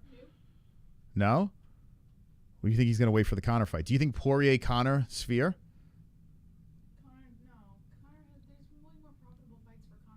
I don't think he's going to fight Chandler. Do you want to get on mic? No. All right. Then get out of here. Just he's talking off mic. Can't even hear her. But she says no Poirier-Chandler rematch. I tell you what. Yo, not for nothing, Poirier. You were about to lose that fight in the first round against Chandler. How did, Chandler was beating the shit out of Poirier in that first round. If he just stuck to the wrestling, you know what, Poirier? Don't fight Chandler. Don't rematch Chandler. You might have the same outcome as the Gaethje fight. Don't do that. Evlov, don't care. Ankalaev, Pereira, more Pereira calling out. Okay, let's take the phone lines. Who do we got here? Let's go with the Snake Man. Snake Man, how you doing, Sonosi? Chama. How you doing? What's going on? Wonderful. I'm just glaring at my damn goat milk from last week. Okay. I did pretty well, all things considered, but goddamn, I've learned I cannot second guess some of my decisions. Whatever I choose first, I should choose. Mm-hmm. Like the first one, I just had a feeling about Ricky Simon, but for some reason, I chose him versus the under, just because I was worried that the under wasn't gonna get it. Oh, okay, gotcha. Yeah, you know what the problem is? I noticed this is becoming my problem too. I'm always hunting for plus money, and I definitely have to reprogram my brain to go back to, you know what? Chances are the pluses aren't going to hit. You know, I gotta go back to that and then like regroup. I need to reprogram. Yeah, I've run into that too. But yeah, so what I got, I was 25th place. I actually got over some people who had better scores because I had 3 perfects. Mm-hmm. It's just that the thing that ruined me was I would say at least 2 things on the card I should have known better to choose them. It was that one and the John Silva one. Just for some reason, those 2 stick out to me. Okay. I was going to always fail with the MVP one because I just don't like Ian Garry. And honestly, after that fight, I'm not impressed with him. The guy was talking shit for weeks saying, I'm a better striker than you, I'm faster than you, and he was neither. He was not faster. That's true. He's just smarter. He's a smarter I'm not fighter. saying that, not denying he's not smarter. I'm just saying that he kind of made himself, he kind of put his stock down by saying he's going to do one thing and he didn't do another thing. I tell you what, though, like when you watch Kevin Holland fight Michael Page and the frustrations that Holland had, and then you watch Ian Garry fight him, and Ian Garry adjusted, right? He adjusted the game plan. Like I said, I don't follow him at all for his adjustment and plan. It's just, you know how it is. You talk so much shit and then you are humping a dude for most of the fight, not really even doing much, just holding on to him. You get less respect. What about him taking a fight that he didn't have to take? A guy lower ranked than him because no one else wanted to fight him. I mean, dude wanted to be on the Connors card, but then that fucked him over. This dude's calling out. Said no. He's calling out Shavkat as well. That I give him respect for. Listen, I will give him respect. Listen, he's kind of a teeter-totter. There are things about him that make me lose respect from being further, which he didn't have much in the first place. But then Shavkat is giving me the most respect so far because, like you said, no one's ever challenged him yet. No one. Yeah. Not even champions. Yeah, it's like, I mean, I gotta say, I don't find Ian a likable guy. Like, when he talks, you cringe a lot. But I will say this, his fight IQ is very impressive. Is he the most exciting guy in the cage? No, he's been doing a lot of decisions lately, but he is winning, right? So, yes. I mean, if he was losing with this trash talk, Colby Covington, you know, like when it's like that, it don't work. But if you're winning, no matter how you're winning, as long as you're like, I mean, Bilal Muhammad, he's very fucking annoying, but as long as he keeps winning, you know, there's not much you can really say, you know? Yeah, trust me, I know. But yeah, those are the only 2 I really regret putting on the card. Though the Buenos Silva shit happens, you can't predict a fucking doctor stoppage. Mm-hmm. And the Anthony Smith one, well, Roman Dolidze wasn't looking good, and it was short notice for him, so it wasn't the worst under to choose. So I got fucked with a couple. It happened. Yeah, Anthony Smith looked like dog shit. I know it's a little, that was a weird situation. Did you put money on that fight? A little bit, but luckily I had coverage on other things. Alex being one of the ones that saved me because I put a prop for a 1, 2, or 3 round KO. Mm-hmm. And I knew there was no way he wasn't gonna. I mean, we've seen Alex get KO in the 5th round, but it's like, oh shit, I don't think that's gonna happen with Herb Dean. Yeah, Herb was willing to let him die. That's why I'm into Herb. I love that. It was like the complete opposite of his last fight. It's like, finish him. Yeah, I love it, man. You know what? They said to Herb, hey, no matter what, don't stop this shit early. You know, I guarantee they switched up Mark Goddard for this fight for that reason. They probably told her, just let it go, man. There was a meme on the MMA-Holes thing that shows, I think you've seen it, I posted of the Yuri fight back, or I'm going to stop it, and there's a picture of Yuri bleeding out. Yeah, I'm for it. Let them fucking bleed and almost die in there. I'm for it. But yeah. But no, the other thing, you mentioned why did I put a decent rating versus others. I think looking back at it now, I know why I would probably put a better rating. we've been going through a drought of finishes lately. Mm-hmm. We actually had an abnormal amount of finishes for once with these new gloves. Yeah. Well, you know what though? What about the stat of every main event since the gloves has That's been creepy. a finish? You know? Yeah, that's creepy. I now know what I'm doing next fight just to see if it works. Yeah.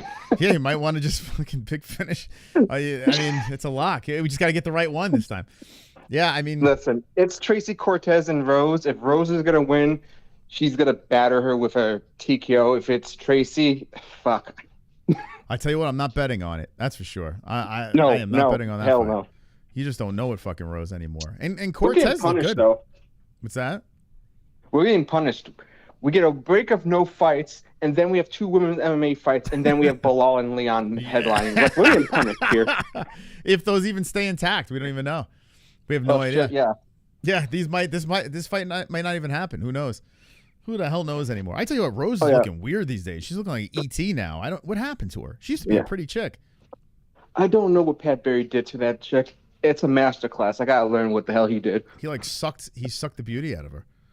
Beauty, soul, anything. So one last thing I want to mention, because I know you got a bunch of people. I think there is something. I was thinking about it when you mentioned about the whole spirit thing. I know also it was a joke, but you know what? I'm starting to believe there's a spirit thing for one reason only.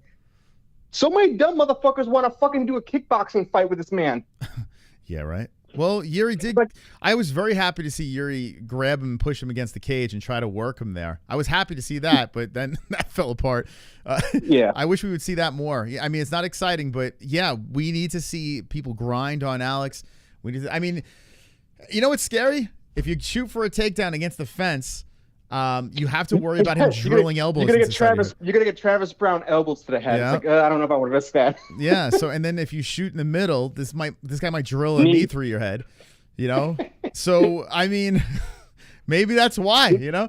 I mean, I don't know what reminds me of? It kind of reminds me of the sprawl and brawl style of Chuck Liddell back in the day. His whole strategy was being the anti-takedown artist. Like, you get next to me, I'm gonna beat the shit out of you. Yeah, yeah. Listen, I'm hoping we can have a grappler. Like, I mean, Magomed's the closest thing we'll have to it, but I don't know, man. I think that might stay on the feet. There might be a kickboxing match. Magomed. If he does, you know what? If Uncle Live does a fucking kickboxing match, I quit. I believe in the spirits now.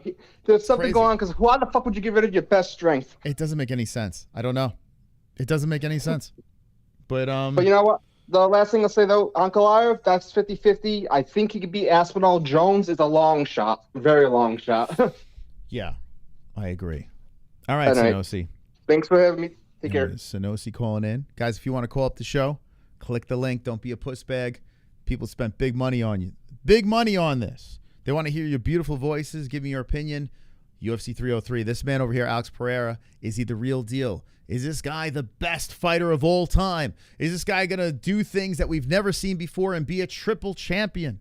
So many things to talk about with Alex Pereira, and you have a chance to call the show by clicking that link in the description down below.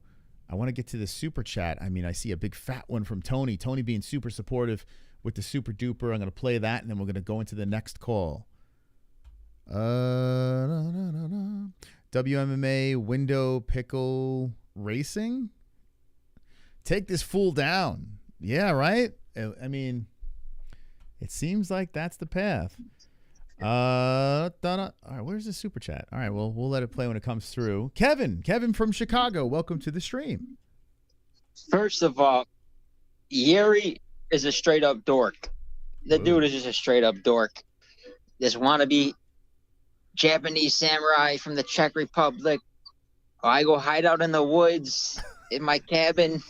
The dude is a straight up cornball, like, and not in a good way. Yeah, that stuff only works if you win, right? And he's not winning these days, so it's not working anymore. No, you know, he was playing Magic the Gathering and like World of Warcraft back in high school. He was one of them kids, just a total nerd. But he happens to be a big athlete, a wild man, and he managed to take it to the UFC. That's pretty good for himself, but that only works at light heavyweight. You can only get away with that in those type of weight classes because he's a good enough athlete. The dude's a really good athlete. But at lightweight, he would get destroyed. He wouldn't even be a top 10 type of fighter. That's the type of talent there is at light heavyweight. It's garbage. I mean, I was listening to the Dana White podcast. You know, he's been doing podcasts like freaking every other day, it seems like. And they were talking about style matchups. And what did Dana White say about style matchups? He said, you got the dry humpers. He specifically said the dry humpers. And you got to match them up this way so they can't do this. And he was talking about putting up wrestlers at disadvantage matchups, basically handicapping them. And that's the reason why someone like Alex Pereira can do what he does. That's why. Because the UFC doesn't want to see wrestlers, quote-unquote, dry hump. I mean, we all knew this. This is no secret, but you heard it straight from the horse's mouth. Dana White admitted it. He called him dry humper. Sounds like a fucking fanboy. Sounds like a UFC fanboy when he talks like that. But that's what it is. I mean, if this was 10, 15 years ago, the dude gets destroyed. People like Mark Coleman and Randy Couture, like all these guys, they would fucking destroy him in a minute, take him down and destroy him. But because UFC doesn't want to see wrestlers win, you got the whole fucking division, bunch of strikers going up against a world-class kickboxer, and they're looking like amateurs. Mm-hmm. That's what happens. So that's what I laugh when say, oh, the best fighters in the world. Look at someone like Movsar Evloev. Just a coincidence they put him against the hottest prospect in the division, unknown at the time, Diego Lopez. Yeah, just a pure coincidence there, because they don't want to see this Movsar rise to the ranks because he's a dry humper, like Dana White says. And this shit's annoying, man. It's like, you know what I mean? Just let the best be the best. Don't how would you solve light heavy right now? Because I mean, other than Ankalaev, what is Blachowicz? We've seen that already. That was close. We have him skip up the line. Like, what would you do? You need to start signing wrestlers and quit being a greedy fuck. Quit being that's what it is. They're trying to handicap the sport to make it exciting and fan friendly. Well, all you gotta do is just back the truck up to Russia and grab a bunch of these guys. The problem is, a lot of these. Well, I mean, I guess you can get American wrestlers, but I mean, we haven't really talented American wrestlers out there that are willing to step in. And why do you think there's a shortage of that? You think the UFC purposely doesn't take them? Yeah, look at what they did to Jake Shields, John Fitch, people like Yushin Okami. They get rid of them. I mean, John Fitch was on a 7 or 8 foot win streak, fights for the title. He loses once, and then they cut him. So what about Bo Nickel, though? You don't think that guy, like, he's an All-American coming in here? I mean, that's it. That's the only one they're promoting. That's the only one they're pushing. Well, if he moves the needle, that could open the door for sure. If he moves the needle, that can inspire a bunch of young American kids to say, "Hey, I want to be a UFC fighter." Man, they're out there. They're out there. Even someone like Logan Storley, who beat Michael Venom Page, who beat Joaquin Buckley, he has wins over both of them. They're both in the UFC, but because he's a wrestler, the UFC doesn't sign him. He signs 2 guys. I mean, that's a perfect example right there. I mean, I could go on and on. This isn't anything new. Everyone knows what the fuck's going on. The UFC doesn't like wrestlers. The fucking boss calls them dry humpers. So what are you going to do? I'm going to play devil's advocate because I do agree. I think the UFC, of course, falls in love with the strikers because to the casual fan, they want to see knockouts. They don't want to see people hump, right? They don't want to see that stuff. They don't want to see working against the fence or setting up with submissions or whatever, or they don't want to see a fighter try to break down another guy like laying on him. Like, people don't want to see that, right? I don't mind it, but I understand with the casual, if you're trying to get them in, it's just not something flashy that you can sell. What if though, and this is me being a devil's advocate, what if the striking right now has gotten so good where we're able to nullify wrestling? Like, there's a switch. We've seen the Brazilians coming in, and no one can stop the jiu-jitsu. Then we see the wrestlers come in, and no one can stop the wrestling. Then we see that sambo. No one can stop the sambo. But then there's always an antidote for it. What if a guy like Alex Pereira has the antidote for it? We haven't really seen it yet, but could it be possible that Alex Pereira might have the secret sauce to stop the grapplers? I think there's definitely some truth to that, a little bit, partially, but the main thing is the UFC is not signing elite wrestlers. They're not signing grappler and heavy fighters. I mean, let me think. Merab. Look at someone like Merab. It takes him 10 fights to get where he's at. And That's Merab's fault. That's Merab's He has to go through fucking hell's. If he wasn't blowing Aljo, he would have been fighting for a belt a while back. You know what I'm saying? Like, that's Merab's fault. He could have. I mean, I know you don't want to fight your friend, but if your friend has the belt and you want to be a champion, you got to take that fight. I mean, even look at the way they did Aljo, and I'm not no Aljo fan. He loses once, and then they pretty much kick him to the curb. Well, They're especially, like, you're right though. American fighters, altogether American fighters, even like if you look at Sean O'Malley, they're trying everything they can do to push Sean O'Malley out there and make him a big star. But at the end of the day, I don't think Sean O'Malley is quite what they really truly want Sean to be, right? And if you have him wrestle on top of this, at least he's the flashy guy with the fun hair and this and that. But if you have a grappler, but he's outside of the U.S., you can sell that because you have a whole country backing them. If you have a grappler within the U.S., well, we don't care as much. So that's probably why they don't push guys like Aljo. Also, Aljo is very annoying, though. Like, I mean, he shoots him. These Americans are just shooting themselves in the foot. Yeah, he kind of, that whole shabak with the fucking laying on the ground, rubbing it in, trying to play actor, that didn't look good. So I think that definitely hurt him. Yeah. But this Merab versus O'Malley thing, this fight is going to tell a lot. This is going to tell a lot of the state of the UFC. If Merab goes out there and dominates O'Malley, it's going to expose the entire sport for being fucking absolutely handicapping, promoting these strikers, trying to hold back their wrestlers as much as they can, because there's people like Merab out there all over the fucking place the UFC doesn't want. You got to beat Marlon Moraes. You got to beat fucking Jimmy Rivera. You got to beat Aldo, notorious dude with elite takedown defense, good counter striking, horrible matchup for Merab, but he goes out there, he has to fight him and win. I mean, who does Sean O'Malley have to beat? Terrion Ware and fucking, he had one test, Peter Yan, a stand-up fighter, and that's it. And he goes right into a title fight against fucking Afro dude. Yeah, listen, Sean had a fairly easy road, but if you think about that Jan win, even though it was close, that was pretty impressive because Jan can grapple. Like, Jan could fucking choke you out. Like, it's and the way that dude takes you down, the way Jan, dude, that dude was tripping down Aljo. I mean, the way he was taking Aljo down, that was fucking impressive. Jan's a scrapper, man. He's got some good little sweeps, but he's not like a wrestler. He doesn't go out there and fucking take people down with a double leg. And I mean, he's not doing it the entire fight, but yeah, he's. I got to be honest with you, man. Jan is a beast. Peter Yan's a beast. Aljo, I mean, O'Malley getting past him was very impressive. It was impressive, not gonna lie, but he's mainly a stand-up fighter. He's a boxer. He comes from a boxing background, and that's gonna favor. But I'll tell you what, the way he dispatched Aljo, that was impressive because I'm not sure how big of a fluke that is, but it's much harder to go out there and take someone down and ground and pound them for fucking 3 rounds than it is to one punch flatline them. Yeah, anybody can swing a punch and connect. It doesn't happen in a rematch, though. I think Aljo would have his number in the rematch, to be honest. It's one mistake you fix, and that's, you know what I'm saying? Listen, Sean's an elite striker for sure, but I think Aljo would, man, I don't know. What do you think if they're not going to rematch unless, you know, Sean moves up and runs into Aljo there, but what do you think in a rematch? You have to, I don't know, man. The way he looked pretty good against Cater. He looked pretty damn good against Cater, so yeah, I think he would. What he does a lot of people, just take him down, backpack him. Yeah.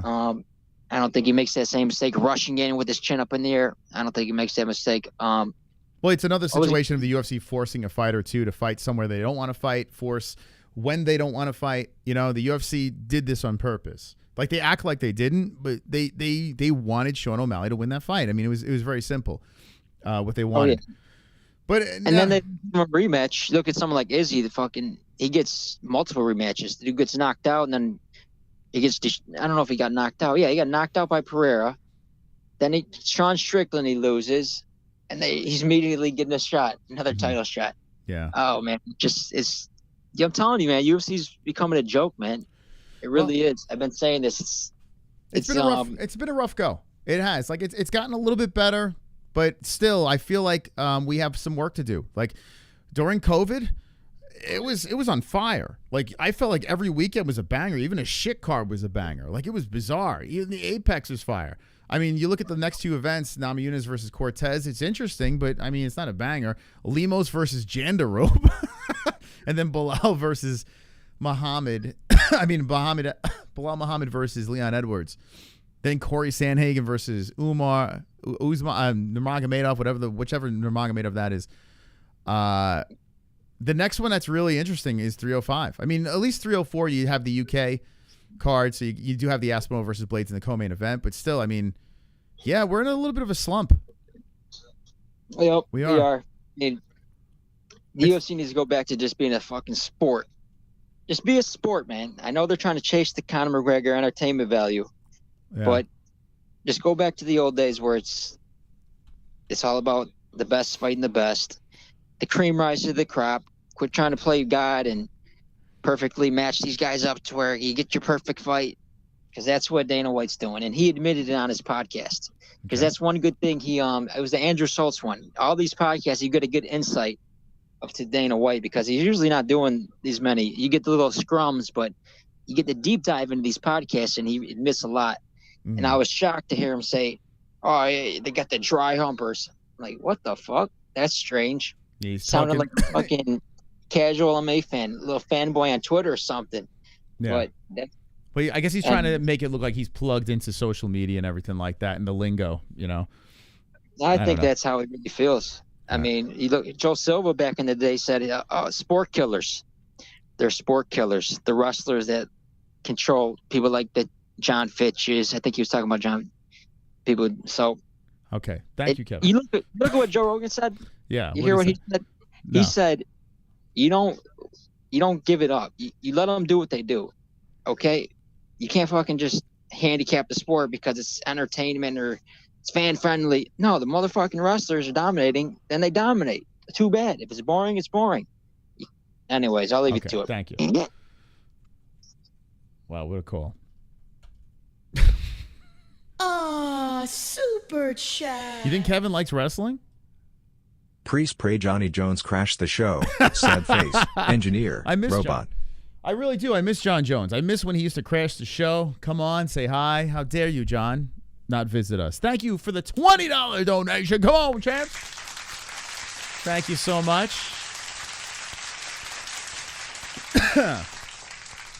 Thank you so much. Appreciate it. Super Hey, chat. shout out to Drew P. Balls. Thank you for the 99 cent. Thank you. Well spent 99 cent. Listen, we're in a little bit of a funk.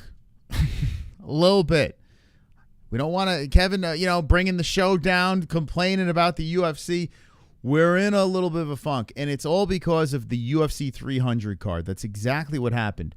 They tried to stack up one card, and we're feeling the pain from it.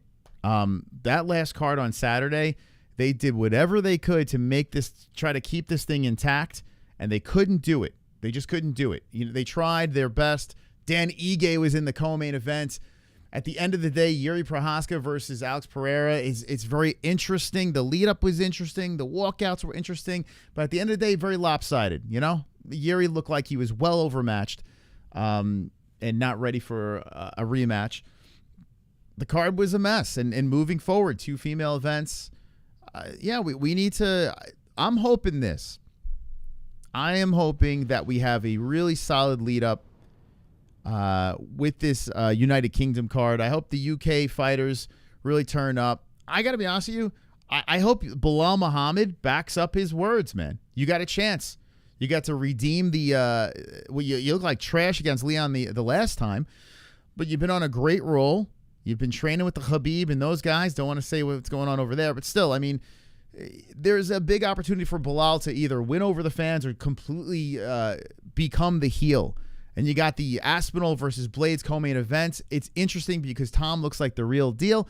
But the problem is his interim belt still means nothing. It's kind of crazy. Tom Aspinall is defending an interim belt, and it's still not guaranteeing him a shot at the winner of Stipe and John Jones. It's not even guaranteed. We don't know what is going. There is literally 2 belts at heavyweight, so it makes no sense. Then you got Big Patty Pimblett coming back against Bobby Green. Hey, banger. You got the return of Arnold Allen versus Giga Chikadze. That's actually a pretty good matchup. Bukowskis versus Prochnow. Wood versus Pineda. These are pretty good fights.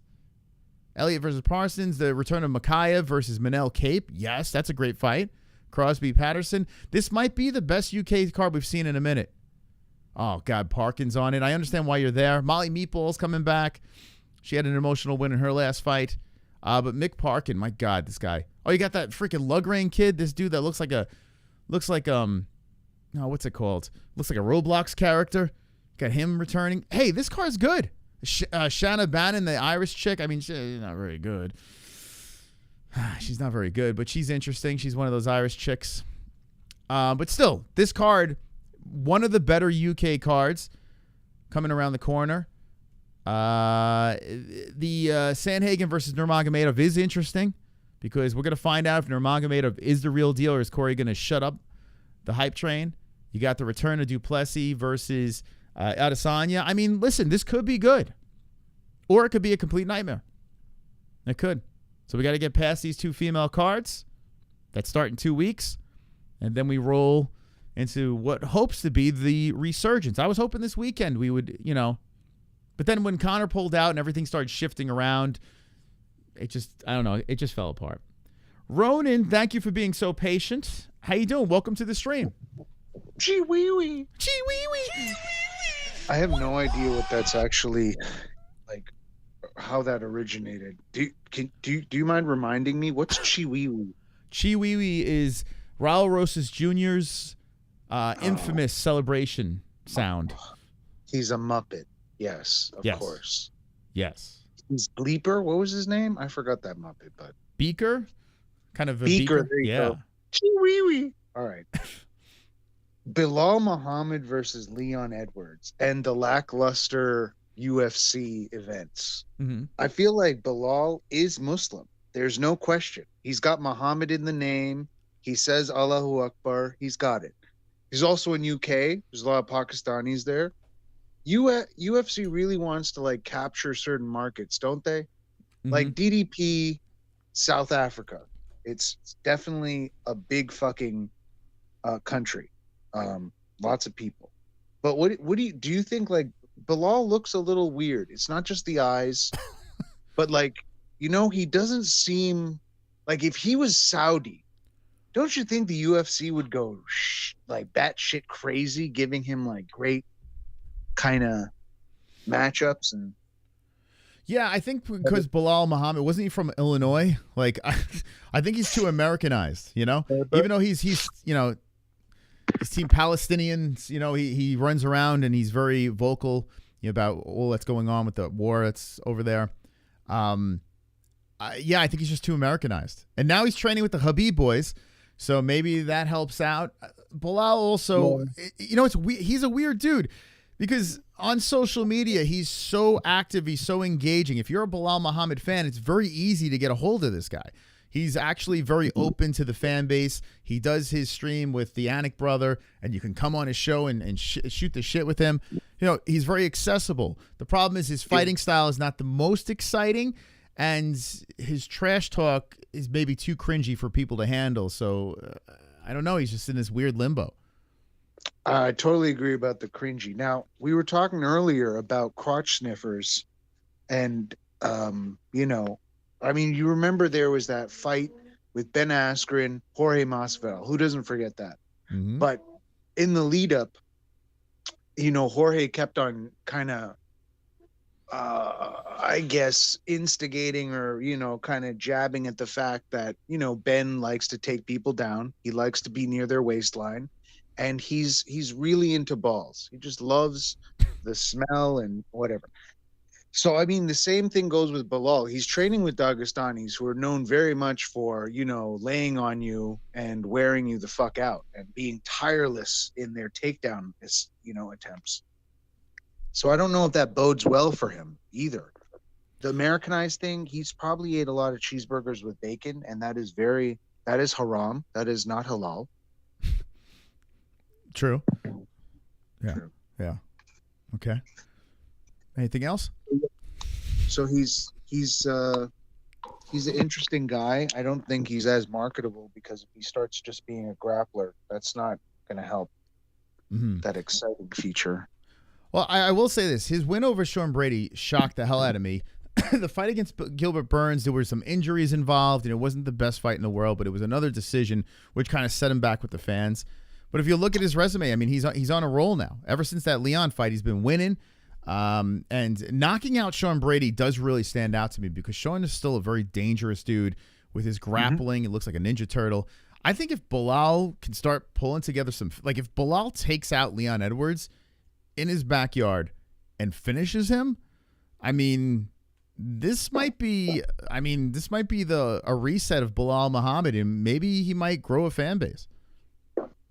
That's that whole being accessible thing might be just because he's the guy who got eye poked by Leon Edwards, and it was kind of it seemed like a big cop out for somebody. It seemed kind of not alpha, as the kids would say.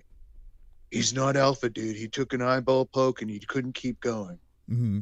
I mean, is it that the only good eye he has? That is a big question. Is he pulling a Michael Bisping on us and we just don't know the whole time? There is something off with, ever since the eye poke, his eyes haven't been working in the same, like they have their own thing going on. So yeah. Yeah, I am curious. That would be funny, right? If he actually has one eye as well and he's been fooling everyone. Like, I would imagine after the Bisping situation that the doctors are making damn sure that both eyes work on all these fighters. Well, then again, you got that Shara guy, right? Is that guy working with one eye? Possibly. Shara right? the Bullet? I don't know. Who knows anymore? Yeah, he did look like, one of the villains from Ninja Turtles for real. Like one eye scarred over and then like kind of got that corneal kind of scarring going on. So you're like, is he blind in that eye? Yeah. No, it's just really creepy and does not have a wife. He's very lonely. He lives in the sewers, hunting for turtles. Okay. Wanting something to love. That's true. It's true. He is in the sewer. All right. Anything else you got, Ronan? Fuck, there was so much, and then you started showing Bilal's face. I think I had a joke about Pat Barry and Rose Namajunas being the groom and the groomer. Okay. Well, it's fitting considering Rose is coming up next. Yeah. Against Cortez, who is very cute, kind of like that Shannon girl you were mentioning, who is clearly, maybe not the best fighter, but, she's got a nice face. So that's something to look at during the fight. I think Cortez has a great bod, but I think her face kind of resembles a fish. You don't see 100%. Yeah, I agree. Yeah, she's too fish. She's too amphibian. Is that what the word I'm looking for? I don't know. There's something about her. I'm like, well, check her for gills. She definitely is a Pisces. I can tell. We're supposed to be in love. I can tell. This is a match made in heaven. I found Nemo, and it's a girl named Cortez. Yeah. Okay. Looks like she should be sucking algae off the side of a tank. She does have a rocking bod, though. Like yes. she lives up to that name. If Cortez means nice bod, I believe it. Yeah, I believe it. Fantastic. All right. Well, thank you, Ronan. I appreciate your call, man. Hey, thanks, dude. All right. So there's Ronan coming in. What a call. We got Canada on the line. What's up, Two Joints? Hey, Chris. Hey, Christopher. How's your day going, brother? It's going wonderful, wonderful. Hey, what a way to end the phone lines. How you doing, buddy? Not too bad, man. I'll just keep it short. I realize that you've had a long show, Chris, but I've got to some quick PowerPoints, and I won't keep you for too long. So, Jourdain and Barrio again were just completely embarrassing on the card on the weekend. Wouldn't it be hilarious if Dana cut them both at the same time? I tell you, man. Well, maybe Barry was just put in there to, get Pfeiffer back in the win column. I don't know. It was crazy, man. Yeah. He just literally just gave up. He was definitely a punching bag for the short amount of time that fight was on, kind of thing. And then, of course, Jillian Robertson. I know she's a women's fighter, but she's kind of consistent. It's too bad she wasn't a guy. She just stands out, and even against these veterans that the UFC puts her up against, I mean, she looks half decent. So, I mean, shout out to her. And, that's about the best Canada can do right now, Chris. Yeah. So. Ever since the Malott thing, Jillian has kind of rose to the occasion, and she's looked all right. Her grappling is top notch, right? She just beat Viana. She just beat Karate Hottie. Her last loss was to Tabitha Ricci, but she's got a great ass. So I'll give her a pass. You betcha. you know what? Honestly, it looks like she puts in the work. Like when she fights, like even when she loses, she just tries to outdo the other fighter, win or lose. And I mean, that's pretty cool. I'm just going to touch on 304 real quick, Moss. I mean, when you said it, there's going to be a lot of heels involved, you know, good against the bad. I'm kind of with you there.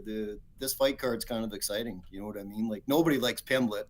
So of course, 90% of the chat's going to be hoping for Bobby to punch his head off. But I mean, yeah, that's gonna be a very interesting fight. This is definitely not easy for Patty. Bobby Green could definitely spoil the party in the UK. So yeah, this is good. This is gonna be a banger. Absolutely. And just two last quick things, Moss buddy. How are the kids and how are Jesse doing? Are we COVID free now, or? We are technically COVID free, but we still have the cough, that dreaded. The doctor said today that it's probably a good 4 weeks of this stupid cough we can't get rid of. So hold on. Speaking of that, yeah, when I was listening back, I felt so bad. I was listening back to some of the Saturday stream, and it was us trying to mute our mics, and we're both coughing back and forth. It's like, damn, bro, like what the hell is going on here? But yeah, we're good. Well, it just proves how tough you are, Chris. You've never missed a fucking show in 8 years, and it just proves the durability of what you are and who you are. So, and Chris, I'd like to end the show by saying, I'd like you to look up at the subscriber count, and we're getting awfully close to 90,000, Christopher. It's coming in very nicely. Yeah. It's going to come in very nicely when we get to 90,000. That's okay? right. Yeah, we're cruising right in there, baby. We keep rolling along. Okay. Well, thanks for taking my call, Chris, and shout out to all the chatters. Take it easy, okay, buddy? Thank you, Two Joints. You have a good night. Bye. There he is, Two Joints coming in. What a call from the Joints. Very nice calls tonight. And it's all because of you guys. The chat, the community. It's always good chatting with you guys. I appreciate the support tremendously. The likes that came in tonight. Wait, where are we at with likes? Wait, before I thank you for likes, let me look at these likes over here real quick. Hold on. What do we got here? These likes, they better be good. They better be good likes. 96. What? The fuck? I'm not going to thank you for that. You guys got to hit that like button. Hit that like button right now. It's free. For God's sakes, hit that like button. But thank you to the donations. The donations came in very hefty. A big fat thanks to D-Rest, who dropped $500 tonight. So another round of applause for Big D-Rest. Wonderful. D-Rest is the fucking man. Renaming the studio. If you ever want to rename the studio, you got $500 laying around, we'll drop it in there. But now the studio is called the Contest Studio. That's what he renamed it, the Contest Studio. So that's what we'll yell out until there's another renaming. But thank you so much, D-Rest, for that. And thank you to everyone. Seriously, thank you to everyone, the members, the donators, everyone that just keeps showing back up. Appreciate you guys. I'm going to keep on thanking you until the wheels fall off of this magical bus of cringe. The website is MMA-Holes.tv. Go on over there. Get your, join up. It's completely free.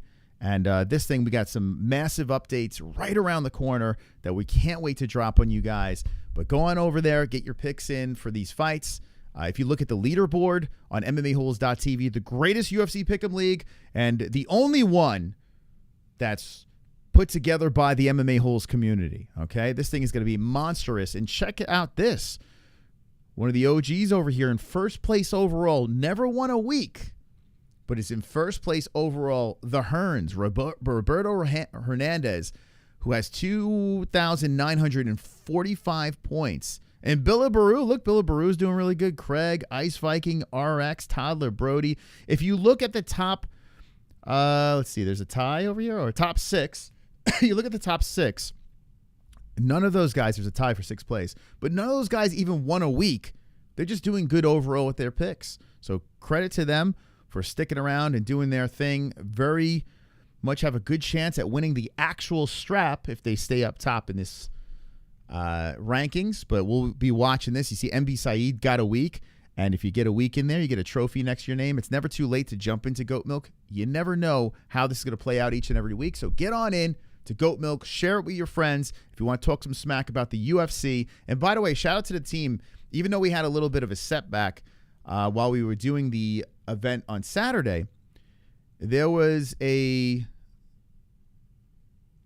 co-main event that fell off and then came back on. And even though we weren't able to put the predictions in, which is fine because, listen, we want to make it as fair as possible, it's still updated. It still was able to update the Diego Lopez and Danny Ige in real time, which was fucking awesome. So shout out to the team for that. Wonderful, wonderful. So go check it out. MMAHoles.tv is the website. Member up and follow your favorite MMA holes. If you look at the members over here, we have 12 pages of members. You could follow your favorite members of the community over here. You can make some friends. And, I saw Scotty Q went back to the Big Goose Egg, so I guess he had a bad week. You can make a bio, and you could see your winning percentage and how many you got right, how many you got wrong, how many your favorite MMA holes got right and wrong. You can go check out the stats over there. We got it all set up for you guys. MMAHoles.tv. Make your bets at mybookie.ag. Remember to use the promo code MMAHOLES, and we'll see you on the Wednesday show. Don't be an a-hole. Be an M-M-A. Hold on a second. Hold on.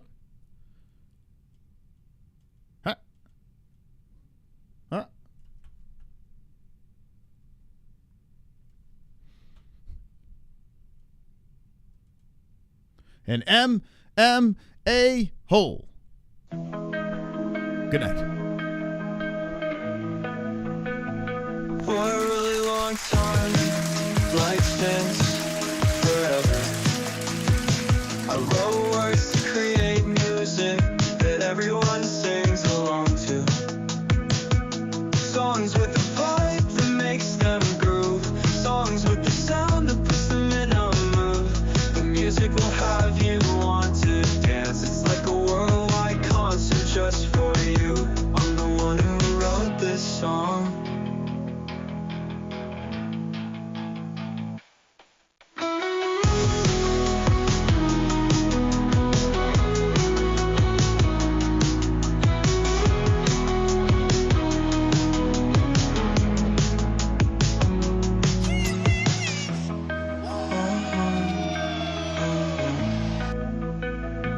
I'm the one who wrote the song.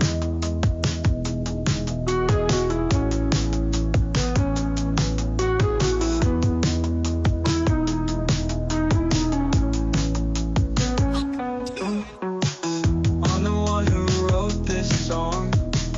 I'm the one who wrote this song. I'm the one who wrote this song. For a really long time, like since forever, I wrote words to create music that everyone sings along to. Songs with the vibe that makes them groove. Songs with the sound that puts them in a mood.